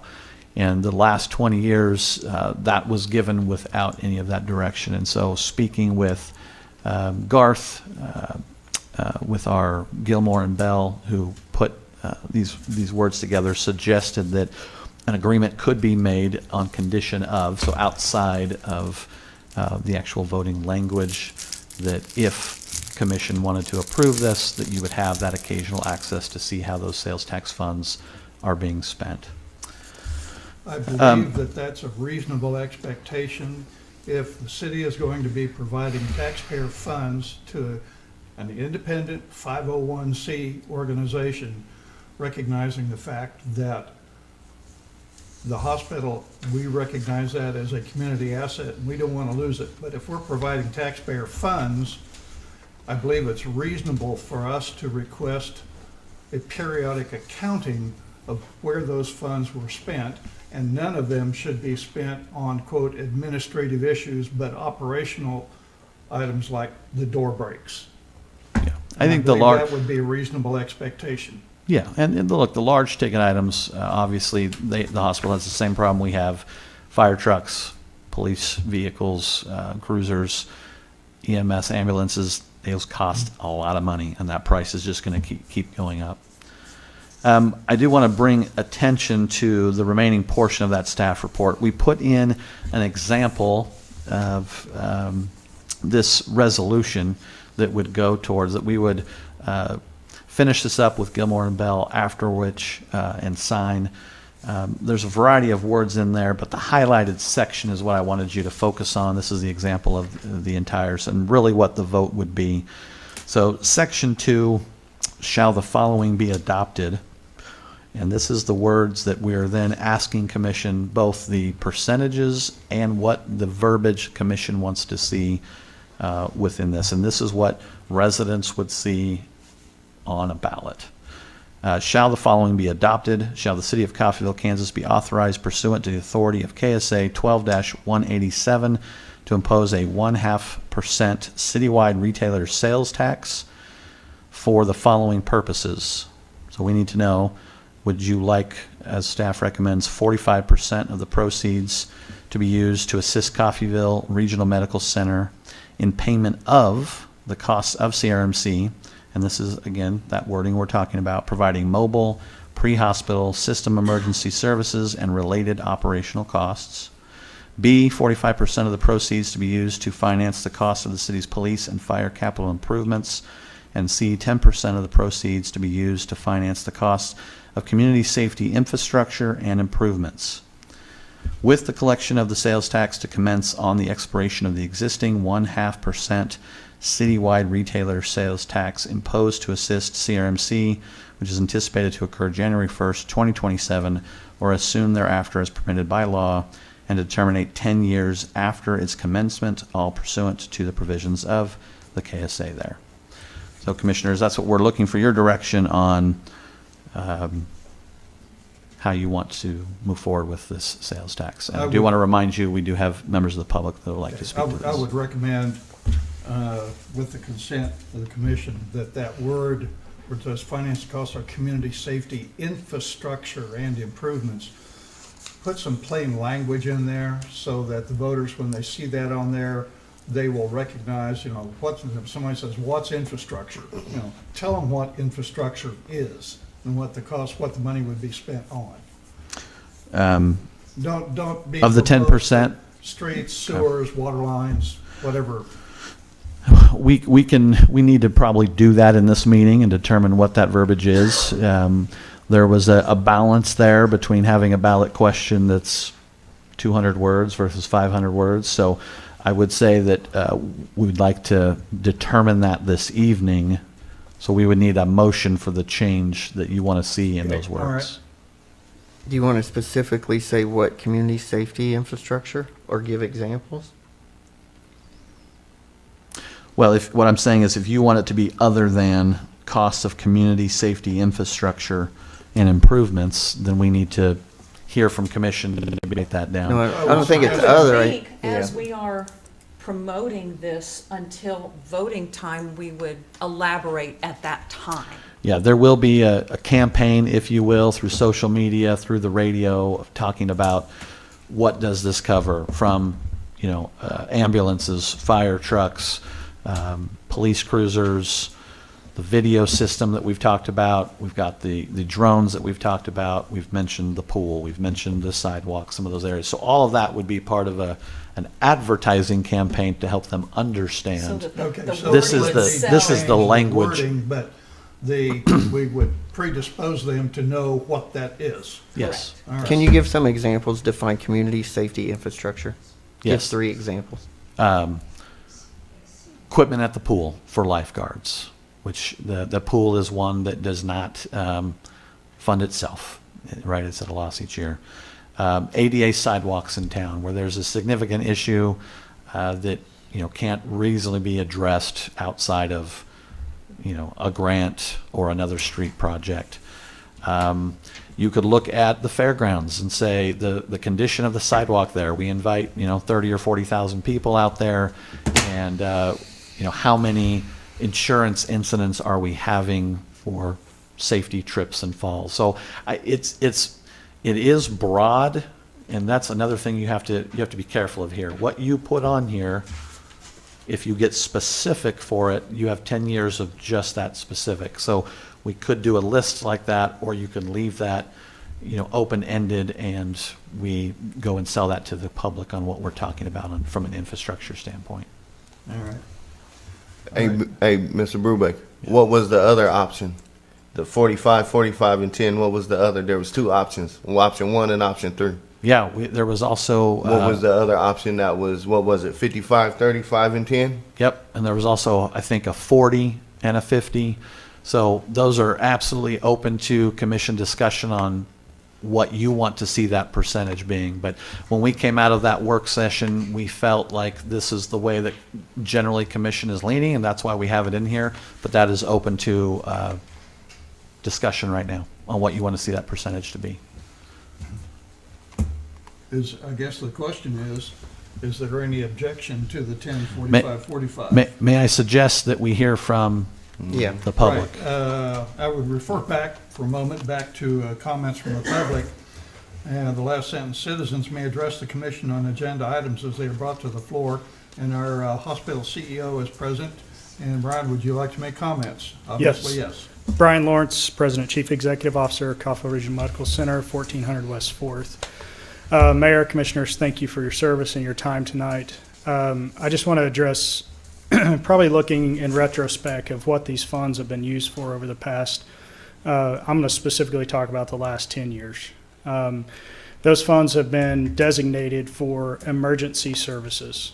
And what those have been used for has been to fund our EMS program that serves this community and runs mutual aid for communities around us. In 2025, almost 2,700 that were done from that service. When we say emergency service, that also means that we use those funds to help subsidize providing that we staff our ER with physicians. We do not use advanced practice professionals, we use physicians. The third thing is these funds have helped us make sure that in the need of transferring a patient out, that we can do that timely and effectively based on the needs of that patient. In 2025, 349 patients had to be transferred away from here. So the action tonight by the commission does and will have impact on the level of services that we will be able to maintain going forward. When I talk about those services and how we staff specifically around EMS, we staff our EMS team with 3 paramedics and an EMT. And we do that so we can provide life-sustaining treatment upon arrival. What does that mean? If you have a family member that's having a heart attack, we can immediately intervene. We can start and actually call that as an extension of a physician that person is having a STEMI. We can start IVs, we can start medications, and we can get them transported to a facility where intervention can happen timely. So that is one example. If there's trauma, the team is available and able to intubate that patient. Any reduction in that level of staffing would change the intervention that can happen. The same goes for what we do in the ER. If you change what we're able to staff our ER with from a physician to a mid-level, their ability to intervene and supply life-sustaining treatment is greatly reduced based on their years of training and education. And then the third thing is if we have to make changes, or if anything changes with how we currently run our EMS, and we have to hold patients longer in our hospital, that's eating up additional resources. If we would be required to fly a patient out, we're then shifting that burden onto our citizens of this community, which can be extensively expensive. So my ask tonight is based on a staff report that you table this tonight to allow for further discussion and collaboration that we've had over the last several months about how can we make the best decision for our community going forward. Because if we don't have thriving healthcare in our community, then our community is not going to continue to thrive, and we're not going to be able to continue to do the things as developing houses and having strong education and recruiting and training businesses here. So that is my request of the commission tonight. The specific language in the proposal no longer targets EMS, but it broadens it to include pre-hospitalization emergency services, call that ER, which means the funds received or transmitted given to the hospital could be used wherever you so choose, whether EMS, ER, operational requirements. So that barrier no longer exists. So are you asking for more money? You're asking for a greater percentage than 45, what I'm hearing? I'm asking for the commission to table this resolution tonight to allow for further discussion. It is my understanding that it does not actually broaden the scope, it actually narrows the scope to pre-hospitalization, meaning it can only go towards anything related to the operation of EMS. It could not be used to subsidize emergency room cost or physicians. As it has been the last 20 years, correct? Correct. Yeah, that is correct. So that language in there is what he's referring to. That is limiting it to So it just does pre. limit it. So it's It does. So Okay. back to that highlighted portion there in your, So when it says pre-hospital system emergency services, that's not ER? No, sir. no.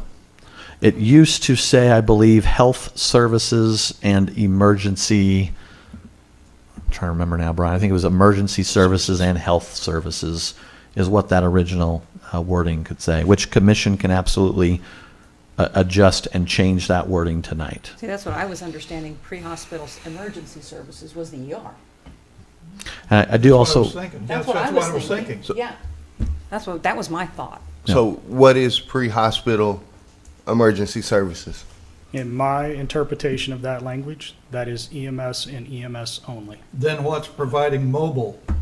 That again That's, is, so you're saying. so our this is EMS, saying EMS and EMS, it's saying it twice? yes, so our EMS is an extension of our emergency services at the hospital. So that's what it is talking about. But it can again only be used for funds to operate EMS.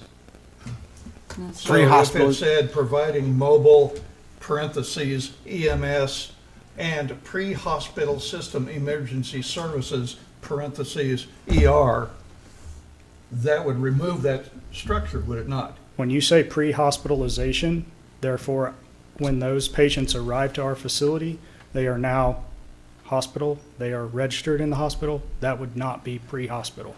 So as that language is Okay, written. that makes sense. But I had it in my head that mobile was ambulance, pre-hospital was before they were admitted Yes, this to is the hospital. the Okay, so words. the elimination of pre-hospital system, so it would read providing mobile, EMS, and emergency ER services. That Yeah. would remove that barrier? If we went to the wording of the last and just said health services and emergency services, yes, that opens it up to everything. What the words are before you are limiting it to just EMS, which is pre the ER. All right. But commission can change whatever they want. This is My position is, and again, I don't want to put words in anybody's mouth, but it should be, it's like, I'll use the example, throwing a $20 bill in the plate at church on Sunday morning. I'm not going to tell the preacher where to spend the money. I trust him to do that. If the city is going to provide these kinds of funds to the hospital, we need to trust you to spend them appropriately for EMS and ER services and the associated operational issues that come along, nothing administrative. Is that a reasonable assumption? With oversight. With oversight, thank you, absolutely. And, based on his request, we do have, Brian's request, we have time. The county needs 60 days prior to the August election. And so there is no rush to get this done tonight if commission feels they need to visit more with the hospital or staff. But, I'll again just speak to what my staff report said. The reason that we are limiting it to that was based on what the city would have to reasonably take over. Say, heaven forbid, the hospital failed, it would be the EMS, not the ER. This language is open for your interpretation and change. I might suggest, again, a simple version would be to just go back to what it was if you don't like this, which was health services and emergency services, or you can come up with another option tonight in your discussion. So all of those options are on the table. There's nothing locking you into what staff's recommendation is. Okay, questions? I have a few questions for Brian. Can you give an approximation of EMS services and ER services that go unpaid, just by percent, that this is supposed to subsidize? So if I can't talk in specific numbers to Right. just that, I can give you general numbers as far as EMS and ER. So when you look at EMS and we factor in, so sales tax support this year is going to be 1.1 probably $1 million. The loss on just EMS, so I'm not talking about ER, is going to run about $983,000 for this year. So that factors in all the transfers, that's all the costs, that's repairs, maintenance, everything associated with EMS. When you look at ER and ER alone, to staff it with physicians, we are subsidizing that annually about $1.2 million. And this is, typically because of so many people not having insurance, health insurance, and not able to pay. Yes, and I mean, that is a known problem with any healthcare organization. It's not specific to us.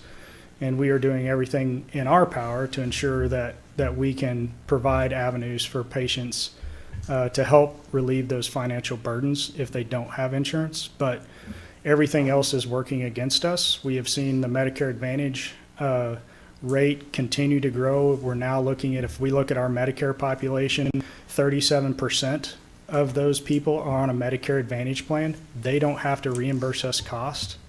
There's things that they don't cover. And then you also look at the federal level, without extending the Affordable Care Act tax credits, that's going to force more people to the we don't have insurance bucket, to the self-pay only, because they can't afford to keep insurance. That's going to increase that burden as well. So there's multiple things, but there's also things that we are able to do. So right now, if we have a patient that comes to us from a nursing home, our local nursing homes don't have multiple ways to get those patients back to the nursing home. Our EMS ends up taking those. And so, we also have some of those non-reimbursable costs, much like we do with fire and all the other public safety services that we provide. So just in general, and not getting down to it, those are the two buckets. So if you look in totality, we're just about $2 million in subsidy, which right now the sales tax covers about 50% of that.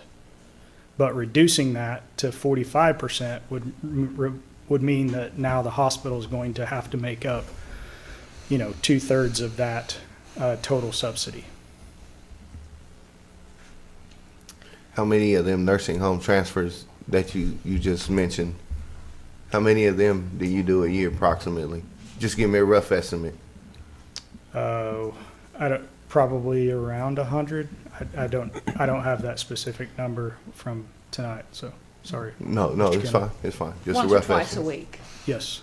So in the proposal initial here, 45% of the sales tax would go to the hospital, 45% would go to finance, cities, police, and fire capital improvements, which we would all agree is needed. And if this doesn't go to that, then the city has to find money somewhere else for police and fire. And you were talking about your EMS services going to be properly staffed.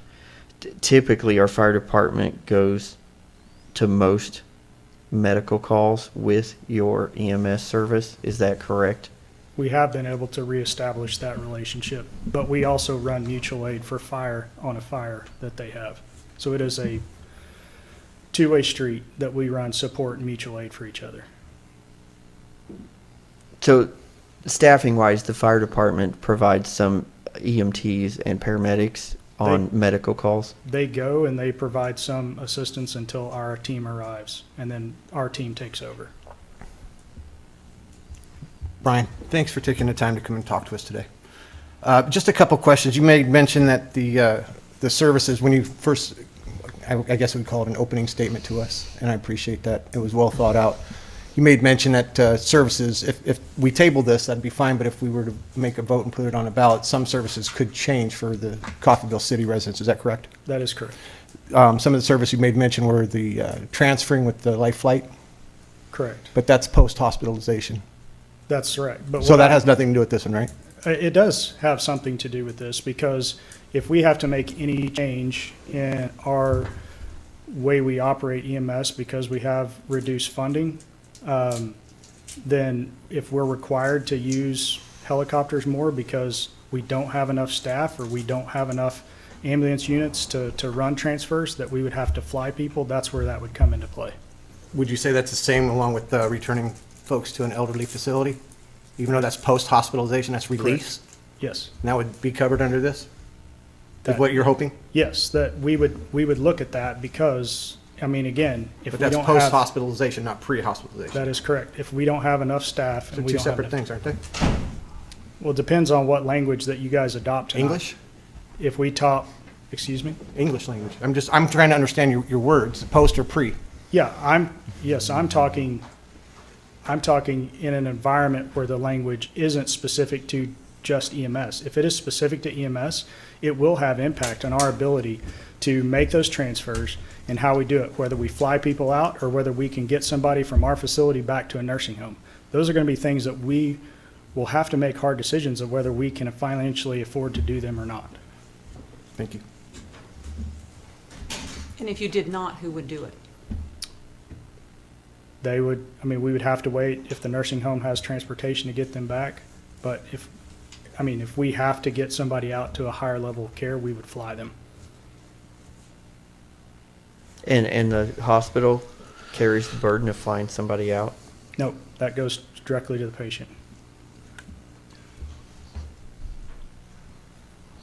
One last question, actually two.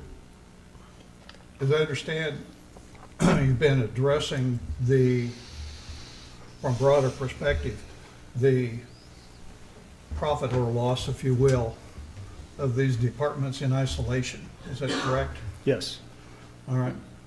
So as they are departments within the greater CRMC, and you go to the very bottom line of CRMC on an annual basis, is it black ink or red ink? We continue to operate at a loss, and we are putting significant efforts into change the course of that. But there's a lot of things that are out of our control, like federal policy, state policy, that have a lot of impact on what that bottom line looks like for this next year and the years going forward. But we are doing everything in our operational power to make operational changes in order to correct that and create a viable, sustainable healthcare delivery model in this community. But further reduction of support to us will require us to take further evaluation and potentially make additional changes. All right. Part of I'll call it the big beautiful bill, provided funding that, as I understand, at Health and Human Services has already been penned, but the funds have not been released yet. And that would be if it starts to show. I mean, you can't count on it until it arrives, but how much money would that be arriving for hospital operations for 2026 on a quarterly basis? So none of those funds are guaranteed to come directly to hospitals. So they are designated through different grant buckets, different quality incentive-based programs that hospitals must participate in order to receive any of those funds. We have applied for some grant funds in the various buckets. We've collaborated with various community partners to do some of those things. And we are pursuing the quality-based incentive program, which would give us, if we meet those requirements, $50,000 per quarter for the hospital and $25,000 per quarter for our rural health clinics, which we have 2. So that would be the max funding we potentially could get. So if you total that up, that's about $300,000 a year that we could potentially get through that program. Okay, all right. Thank you. Commissioners, I'm sorry, Commissioner Gunn, go ahead. So when a patient receives an ambulance ride, do you bill the patient for that ambulance ride? Yes, we do. And now 45% is the number that they need to fund through the sales tax to keep the ambulance service going? I guess I'm not clearly understanding your question. Maybe I'm not asking it right. So I take an ambulance ride. I receive a bill. 45% on this tax question is what's being proposed by the staff for the hospital proceeds.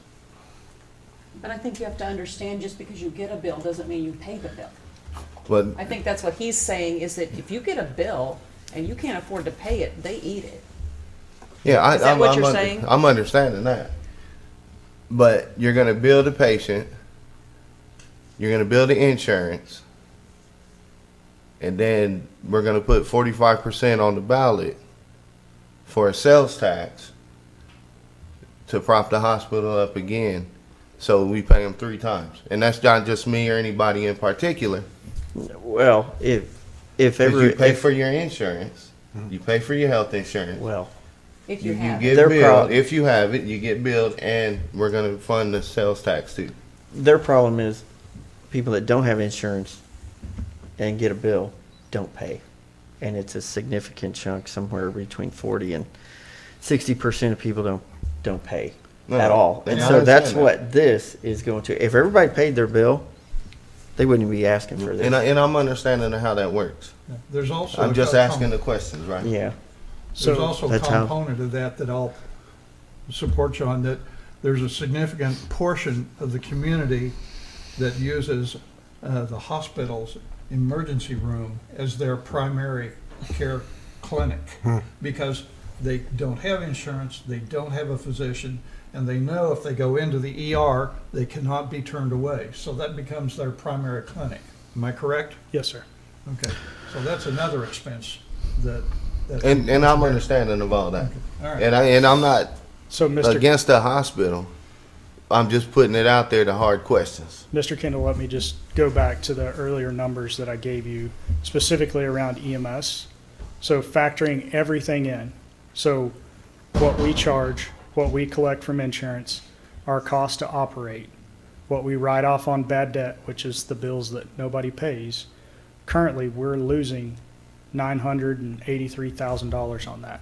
So if you say we take in $1.1 million in sales tax, that just barely covers just the EMS portion and does nothing to cover any of the subsidy that we need to support for our ER.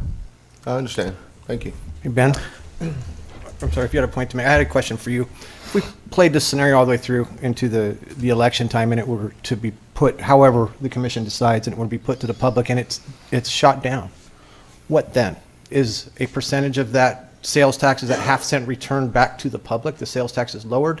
And then the follow-up question would be to you, Brian, what then if that were to be shot down? Please play that scenario all the way out for us. So if this does not get the majority vote, then yes, there is no sales tax. I don't know the particular terms on how soon we can come back and put that before the public again, but we would, because sales tax is a vital source of revenue for communities, So cities. the 20-year would expire in essence? The 20-year Yes. half cents would, or pardon me, the 10 cent, the It's- 10-year, pardon me. It's half cent the last 10 years. It's Correct. a 10-year increment. So it's due to expire and it would not be renewed unless voted and approved. Yeah, and let me try something else here. Just this is not going to help anybody, so I'm sorry. Maybe this is just complaining. This is the what's the right word? This is just an amazing situation that we find ourselves in, and not amazing good. We are a city that tried to listen, didn't try, we listened to voters who said property tax is too high. And commission for 2025, we reduced our property tax that we pull from our residents by 51%. It was a reduction of about 1.5 million a year.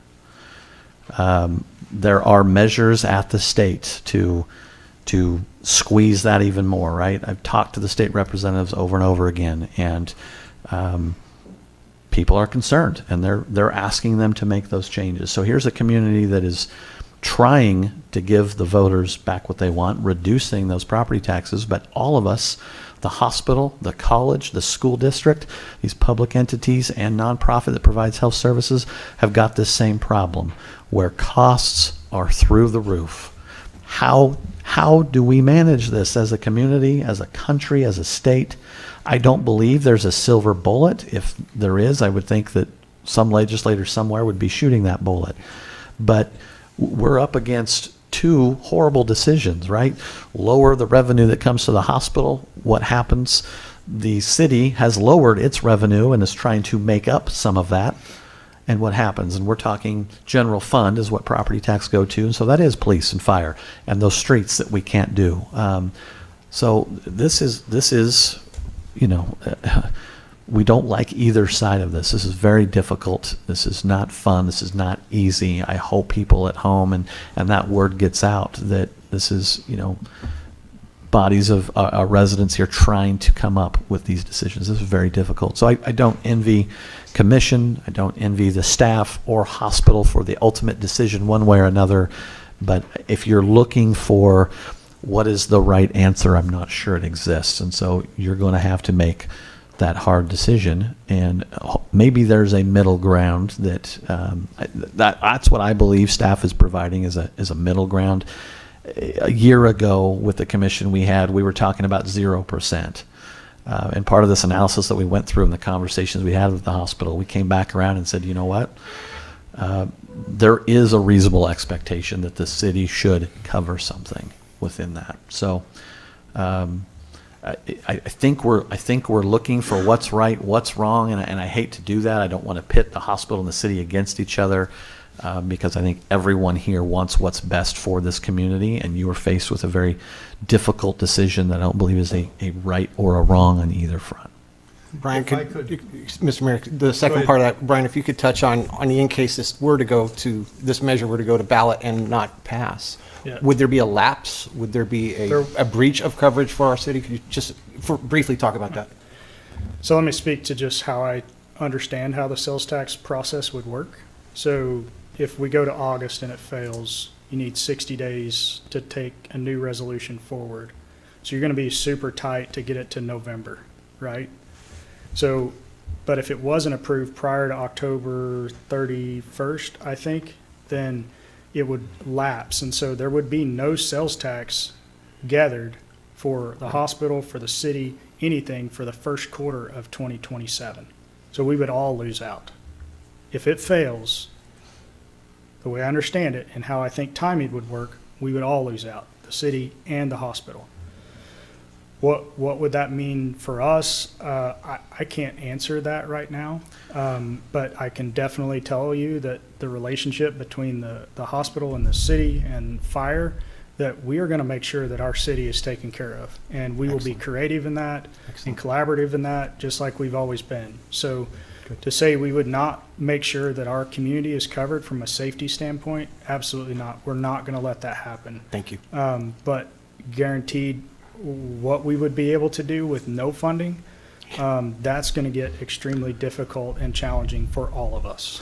And I will add further to that. I don't think any of us want to suggest this, but if that is a big enough burden, that's why we're saying it's reasonable to pitch in, because we look at Independence and what happened there, right? The hospital went away and the city picked up EMS. So to that point, that could fail and we'd have to take on an even larger burden there. So there is absolutely a partnership in there and that sharing costs that, imagine just picking up the whole thing today and we still have a problem even if you have that sales tax. The comment you made about the property tax and the pressures that are coming from Topeka about putting that 3% cap on us. I've been accused from time to time of trying to oversimplify a hard situation, but in this case, I'll go ahead and I'll attempt to do it. It sounds to me like Topeka is trying to tell us to provide our citizens with sirloin steak, but we can only charge hamburger rates. And we are not trying to do that with CRMC. We want to find a balance, because that hospital is a community asset. We don't want it to go away, but neither do we have unlimited funds here available to shore up the hospital, because it is now an independent organization. You previously came to us and said we basically want a divorce. I believe there was even comments about not being able to access a grant that was, I think, $800,000 was the number that stuck in my head. And she said that the hospital missed because the grantor discovered that the hospital was a city hospital, part of the 501c9. So no, you can't have the money. So that became part of the dialogue, that the hospital wanted to be a separate 501 independent organization, and we agreed. So again, as a separate entity, yes, you need to dig in and find funds, but at the same time, we're not gonna, if worst comes to worst, we're gonna do what we can to help you, but we're not unlimited. I appreciate that, Mayor. And as far as this resolution goes, Are you okay to table it? I'm okay to table it. I'm okay with tabling it, and let staff go back to the drawing board with the hospital Well, and staff and come up with appropriate language. I think the drawing board is That's us. you talking Yeah. to the hospital. We are the Staff has drawing board. given you what we believe the best Right, recommendation is. A work session would be appropriate? no, I'm okay to table it and just do some more thought on it till the next meeting. Okay, all right then. I move to table Resolution R-26-40 for further discussion. Second. Motion is made by Mayor Faulkner, seconded by Commissioner Golden to table Resolution R-26-40. Vice Mayor Maples. Aye. Commissioner Golden. Aye. Commissioner Kendall. Aye. Mayor Faulkner. Aye. Commissioner Hendricks. Aye. All right, next, Resolution R-26-41, a resolution to amend the 2026 fee schedule for the city of Coffeyville. City Clerk Melissa Carter and the City Manager Ben Brubaker will make comments. Mayor and Commissioners, as you know, we approved the fee schedule the previous year. We approved it for 2026, December 9th, 2025. I was recently looking up some fees and realized that we had not put the fees for private parties at Big Hill Splash and then also our dollar night on there, which we had done away with dollar night around COVID because we didn't want the large crowds, and we just didn't get that picked back up on the fee schedule. Additionally, fees for the residential and commercial fiber service plans were removed during the approval of the 2026 fee schedule. As it was anticipated, they would be adopted separately by ordinance. Ordinance G 2602 was intended to formalize these fees, however, did not receive commission approval. As a result, these fees must be formally recognized within the fee schedule. The proposed additions reflect the current fiber service rates that are being charged. If you have any questions. In reference to the fiber, I probably sound like beating on a dead horse. The feeds that I'm looking at with the 60 at 100 now, is the 100 still going away? As was, or that's all finished and it's going to be brought back? No, with that ordinance not Okay. passing, those fees and the speeds are exactly what's They're been staying being as- charged. as- Yeah, as they that's were. what was on there to be approved with the fee schedule, but then we pulled them off Got since it. we wanted to adopt them by ordinance. So the only two. I would, Go ahead. okay, whatever your question. Please. Go ahead. I wanted to make that, have those changes like we talked about and been presented in an email before. I wanted to approve the fee schedule with changes as proposed or noted by me. The residential plan would change from the 100 to $60 a month, the 100 being not available, and the 250 to change to $65. The 500 megabit to become available and be charged at a rate of 85, and the 1 gigabit to change from 110 to 115. And then on the commercial plan, the 50 megabit rate would still stay at $50, and the 100 megabit would move from $70 to $75. The 250 megabit would go from 95 to 100, and the 500 megabit would become available at $125, and the 1 gigabit would change from 125 to 150 on the commercial rate. And I'd like to propose those changes and move to approve the fee schedule with those changes to the fiber rates. As originally presented. No, that's not originally presented. As- You're No. making a motion with changes. Make a With motion changes, these with, changes. yes. Okay, I'll second that motion. Mr. Christ, is that he can make them changes tonight after that ordinance essentially died last meeting? So the fee schedule is a separate instrument. Yes, it's not an ordinance. It's not an ordinance. So them changes can be made? Yes. Thank you. Motion is made by Commissioner Hendricks, seconded by Vice Mayor Maples to approve Resolution R-26-41 with changes presented by Commissioner Hendricks. Commissioner Golden. Nay. Commissioner Kendall. No. Mayor Faulkner. Aye. Commissioner Hendricks. Aye. Vice Mayor Maples. Aye. All right, motion passes 3-2, and yes, as fee schedules, it can be changed in the future. All right, next, moving on to ordinance G-26-03, an ordinance amending Chapter 28, Article 7 of the Code of Ordinances by adding a new section 28-149 to prohibit urinating or defecating in public. City Manager Ben Brubaker will make comments. Mr. Mayor, I did draw the short end of the stick on this one. Most staff did not want to present this, and so I'm not going to read the full staff report that is in front of you. Essentially, this has got to a point, unfortunately, in our community where police cannot address this without it being very specific within the ordinance, and so these are changes to help police address these things specifically. If you have any very specific questions, I hesitate to answer them. But I do have pictures if you'd like to I see. will save you the embarrassment, and I will report what I will save you the embarrassment and report what I have personally heard from constituents, that during the summertime, the fountain downtown on the plaza, with children and adults playing in it, children and adults have been seen urinating in that fountain, standing in the water. Okay. There, I said it. I'm going to move to Wait, approve the can I- first reading. But I have a Let's- question. Stop. I do want to have a question.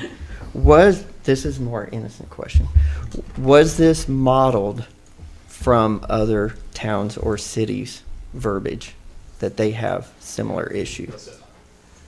It was. I forget the town. We prepared this a few weeks ago and had more discussion about it, but I derived it from Ottawa, Kansas City, somewhere, yes. A combination. Yeah, Okay. it was There modeled. there was also such a motion introduced in Cherryville some months ago. Yeah, and Well- I think staff had the same comment that I think I heard you say, and it's like, why should we have to legislate this? But The situation just stinks, for sure. yeah, it does. Okay, I made the motion. All right. You make the motion, I a did. second. There we go. Let's move on. Motion is made by Vice Mayor Maples, seconded by Mayor Faulkner to approve the first reading of ordinance G-26-03 as presented. Commissioner Kendall. Aye. Mayor Faulkner. Aye. Commissioner Hendricks. Aye. Vice Mayor Maples. Aye. Commissioner Golden. All right. City managers report.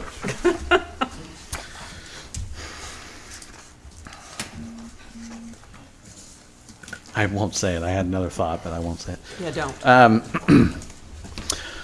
Several things tonight to go over city manager's report. First, we've been talking about Senator Moran and the appropriation, that the levy. I'm trying to not refer to it as the Coffeyville levy, but it is in Coffeyville. Was part of, and there was $500,000. Initially, it was $1 million. Then some changes happened in the federal government that came back for $500,000 to give to the Army Corps of Engineers to do a study. It's been quite a while. In fact, maybe just over a year. They showed up in between our meetings, and they have, under the new rules from the federal government, 45 days to make their initial determination. When they showed up, they had 43 days, and that's probably been 2 weeks now since they've been here. So that is in the process. My ultimate challenge with that is ownership of that levy and who has the decision-making authority if they do come back and need decisions. Most likely, if all of these things fall into place and they do determine that there is federal need, they would come back with cost share options. The drainage district, District 1, has an agreement with the city of Coffeyville signed in 1993 for the city of Coffeyville to take over administrative and operational duties of that drainage district. About 6 months ago, I did send a letter to the county, notifying them that we were going to terminate that agreement. We had to give a year's notice, and since that time, we've been all working diligently to determine how to move forward. And essentially, the drainage district is defunct. There is no one that has run for it. There's no one on that board. So the city cannot receive funds that have been taxed that the county is on. And again, that decision authority is what I've really been concerned about. And so we're in a shorter window that continues to develop. But Paul is working with the county and with the city, and we are, I think, getting closer and closer to a resolution on what that looks like. But Corps of Engineers showed up. The clock has started, and so more will come as we hear more from them. The railroad is coming on April 10th. Amber, do I have that right? April 10th? April 10th is a weekend, so the railroad will be shutting down 11th Street to do construction work on those bridges. They will do that each weekend starting April 10th, so just Friday, Saturday, and Sunday, until they believe they'll have to come back May 1st. They are coordinating with us. They will close the road. We will have detour in place. They will coordinate with emergency services to know when that's open and shut. But that construction is going to be taking place here in April. What's the detour route for trucks? The same detour route, when we had a truck get stuck under there, they can come up Patterson and follow the truck route out to the north side of town. 8th Street? Is that Patterson and 8th? Patterson and 8th, Jim? Correct. Yes. So that's coming up. They're doing. So, hey, here, the railroad's here doing work. Now, it's not anything we drive over. It's what we drive under, but they are here doing some of that work. Just a reminder to commissioners, if you hadn't seen the email, we do have a meeting coming up this Friday with Kansas KU Public Management Center. We will be putting that out to the press so that the public is aware that all commissioners will be here for that meeting with the leadership team. The pool has been painted. If you get a chance, you want to go up and look. Commissioner Hendricks, I know that that's been something on the top of your mind the last several years, so we are working on the paint of that. It went out today. Started today or ended today, Jim? Ended today, so it has been painted. The Frog is also in Independence right now. I took a little road trip up there. The Tongue, which there's now some fiberglass that has worn down over the years of kids sliding on it, needed to be touched up, repainted, make sure that you don't get slivers as you go down that slide. So it's being worked on right now as well. If you notice when you came in that there are half of what will be going up on our railroad bridges at both 11th and 12th is out in the lobby.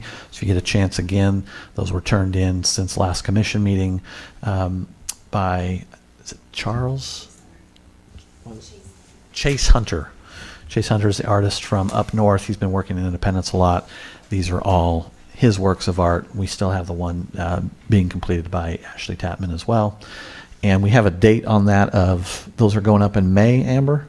We're coordinating with the railroad whenever they're here to So those actual paintings that go up on, that's not an example. Those are them. Those are so them please that are don't going scratch up. them Okay. on your way out. Yes, those are them. The steam plant roof, I've been sending you emails on that. As you can evaluate a roof the best you can until you start peeling away layers, and we're finding more and more problems. So we'll keep you updated as those progress. So far, those have been relatively low. Not something we need to bring back to commission, but once that project is started, can't stop the roof repair like that. So we'll keep you updated on that. We're hopeful that we found most of those issues at this point in the project, and then we'll get that complete. World events. If you're lucky, you don't pay attention to it, I guess. But a lot happening overseas, and the impacts of that, I think, we're still trying to understand.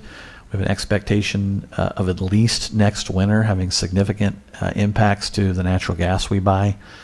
I don't know. Maybe the federal government has other plans and other sources, but I think we will probably feel those impacts here at Coffeyville. From a security standpoint, the same thing. Even though we're a small community in southeast Kansas, we're taking those serious concerns, safety concerns seriously, and being aware, of course, from it when it comes to electric utility. We already follow a lot of federal standards of safety that we have to have in security. Those are in place. We'll continue to watch as those things come out. The biggest impact, again, being that natural gas. I think, Commissioners, that's all I have for you tonight. Thank you. All right, then I'm going to, well, could take just probably about a 2-minute break. I'm going to ask you to go over to your office and bring that big check over. The big check I slipped under your door. It's not in my office. It is downstairs in another office. Is it downstairs? All right. Let me explain. Last Wednesday, I had the privilege of going to Topeka and representing Coffeyville, along with Shane George, to receive a check that was actually presented by the Secretary of Commerce - Lieutenant Governor David Tolan to the city of Coffeyville, and it was the pictorial display, one of these big giant checks of community block development grant monies received.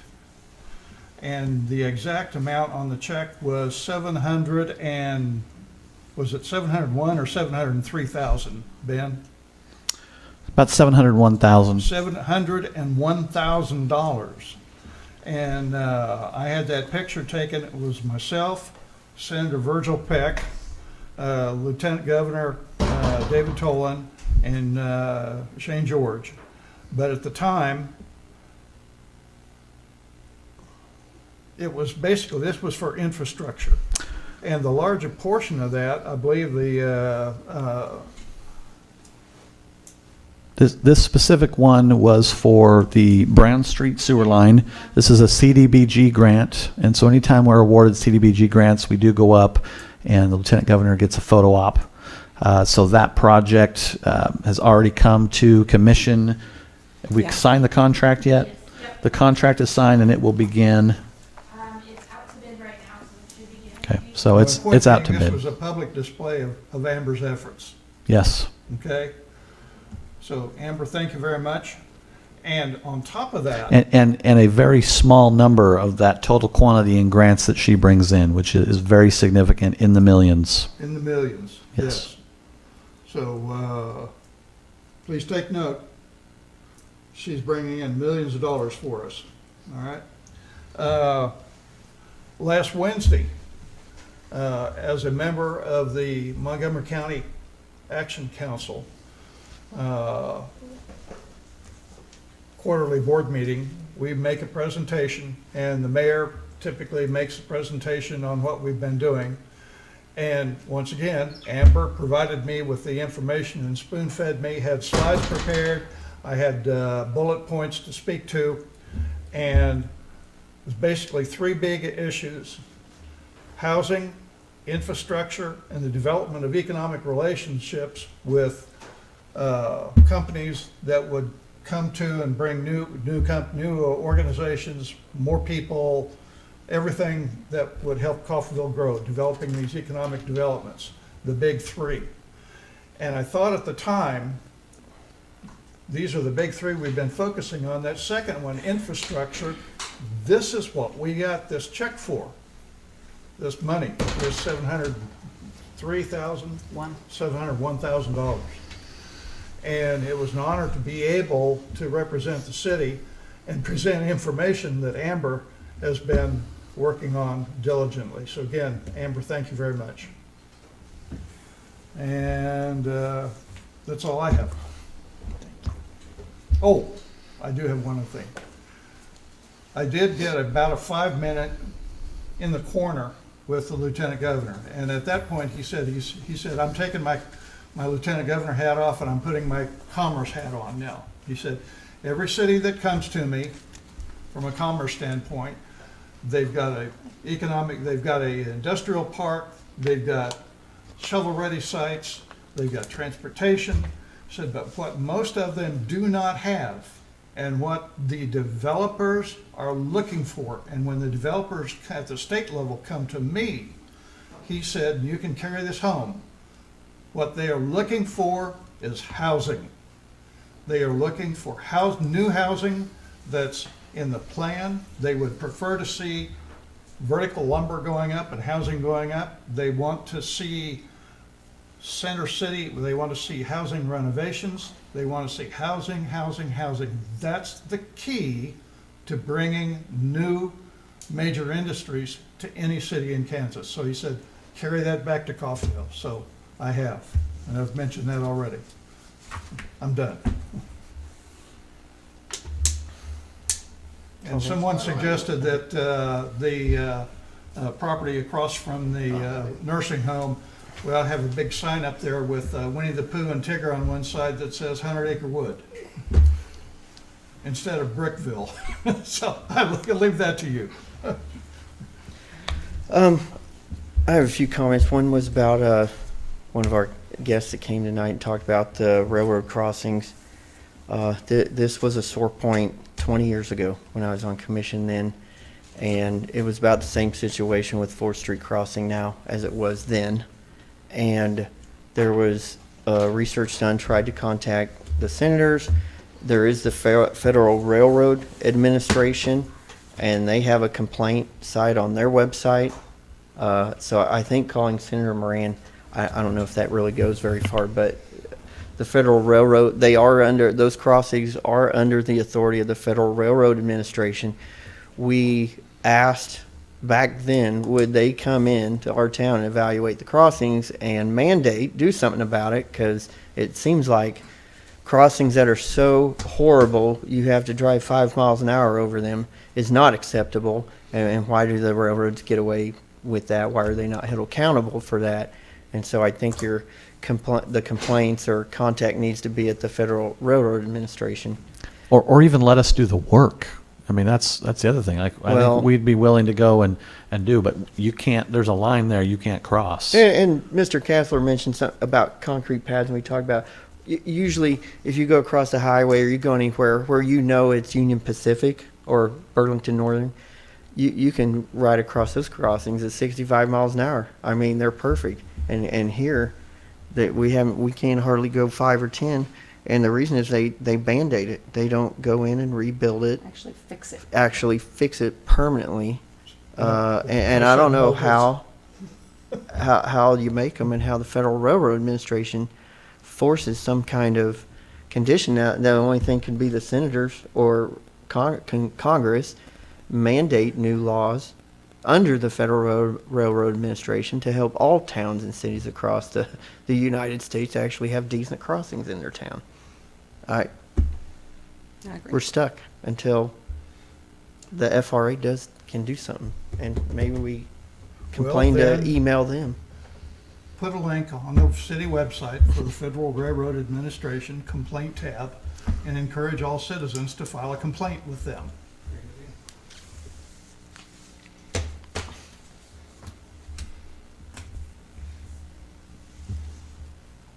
And if you're uncomfortable doing that, I'll put that on my webpage and post it to everybody. Yeah. So another question I had, we talked about the railroad coming in and fixing the overpasses. Is that only at 11th, or is that going to be at 11th and 12th by Parmac? Do you know if that's 11th and 12th? I thought it was only 11th. Do we? They said that they got a grant to repair both, but I think they're only doing 11. Well, they've already done, they did a lot to the one on 12th, I think, recently. Well, I remember last year we had someone hit it. Yeah, but this was like in the last couple months. Okay. That they were there a long time and those streets were blocked off. I come by there every day from work. So the one on 12th, cars can go under, but trucks cannot. Trucks can only go under the one on 11th, correct, height-wise? Really stupid truck drivers can go Well, try to get under it. That's been and it's going to be for 3 weekends, you said? I'm just worried about truck traffic tearing up the detour 8th Street. Well, hopefully won't be a lot of trucks on the weekend. It looks like it'll be 3 weekends, maybe a 4th. Because when we had the detour for Walnut going out South Coffeyville, all it did was tear up Willow. Yeah, we had this detour was it this summer that the truck got stuck underneath there? Yeah. And we had that detour up for maybe a day. Yeah. Is this where the murals will also get? Yeah, we're in conversation of putting those murals up during that. Okay. Mr. Wright, do you know if the repairs include painting those overpasses? I cannot answer that. Okay. I didn't know if they told you or not. That's all I got. Don't have anything. Anything else?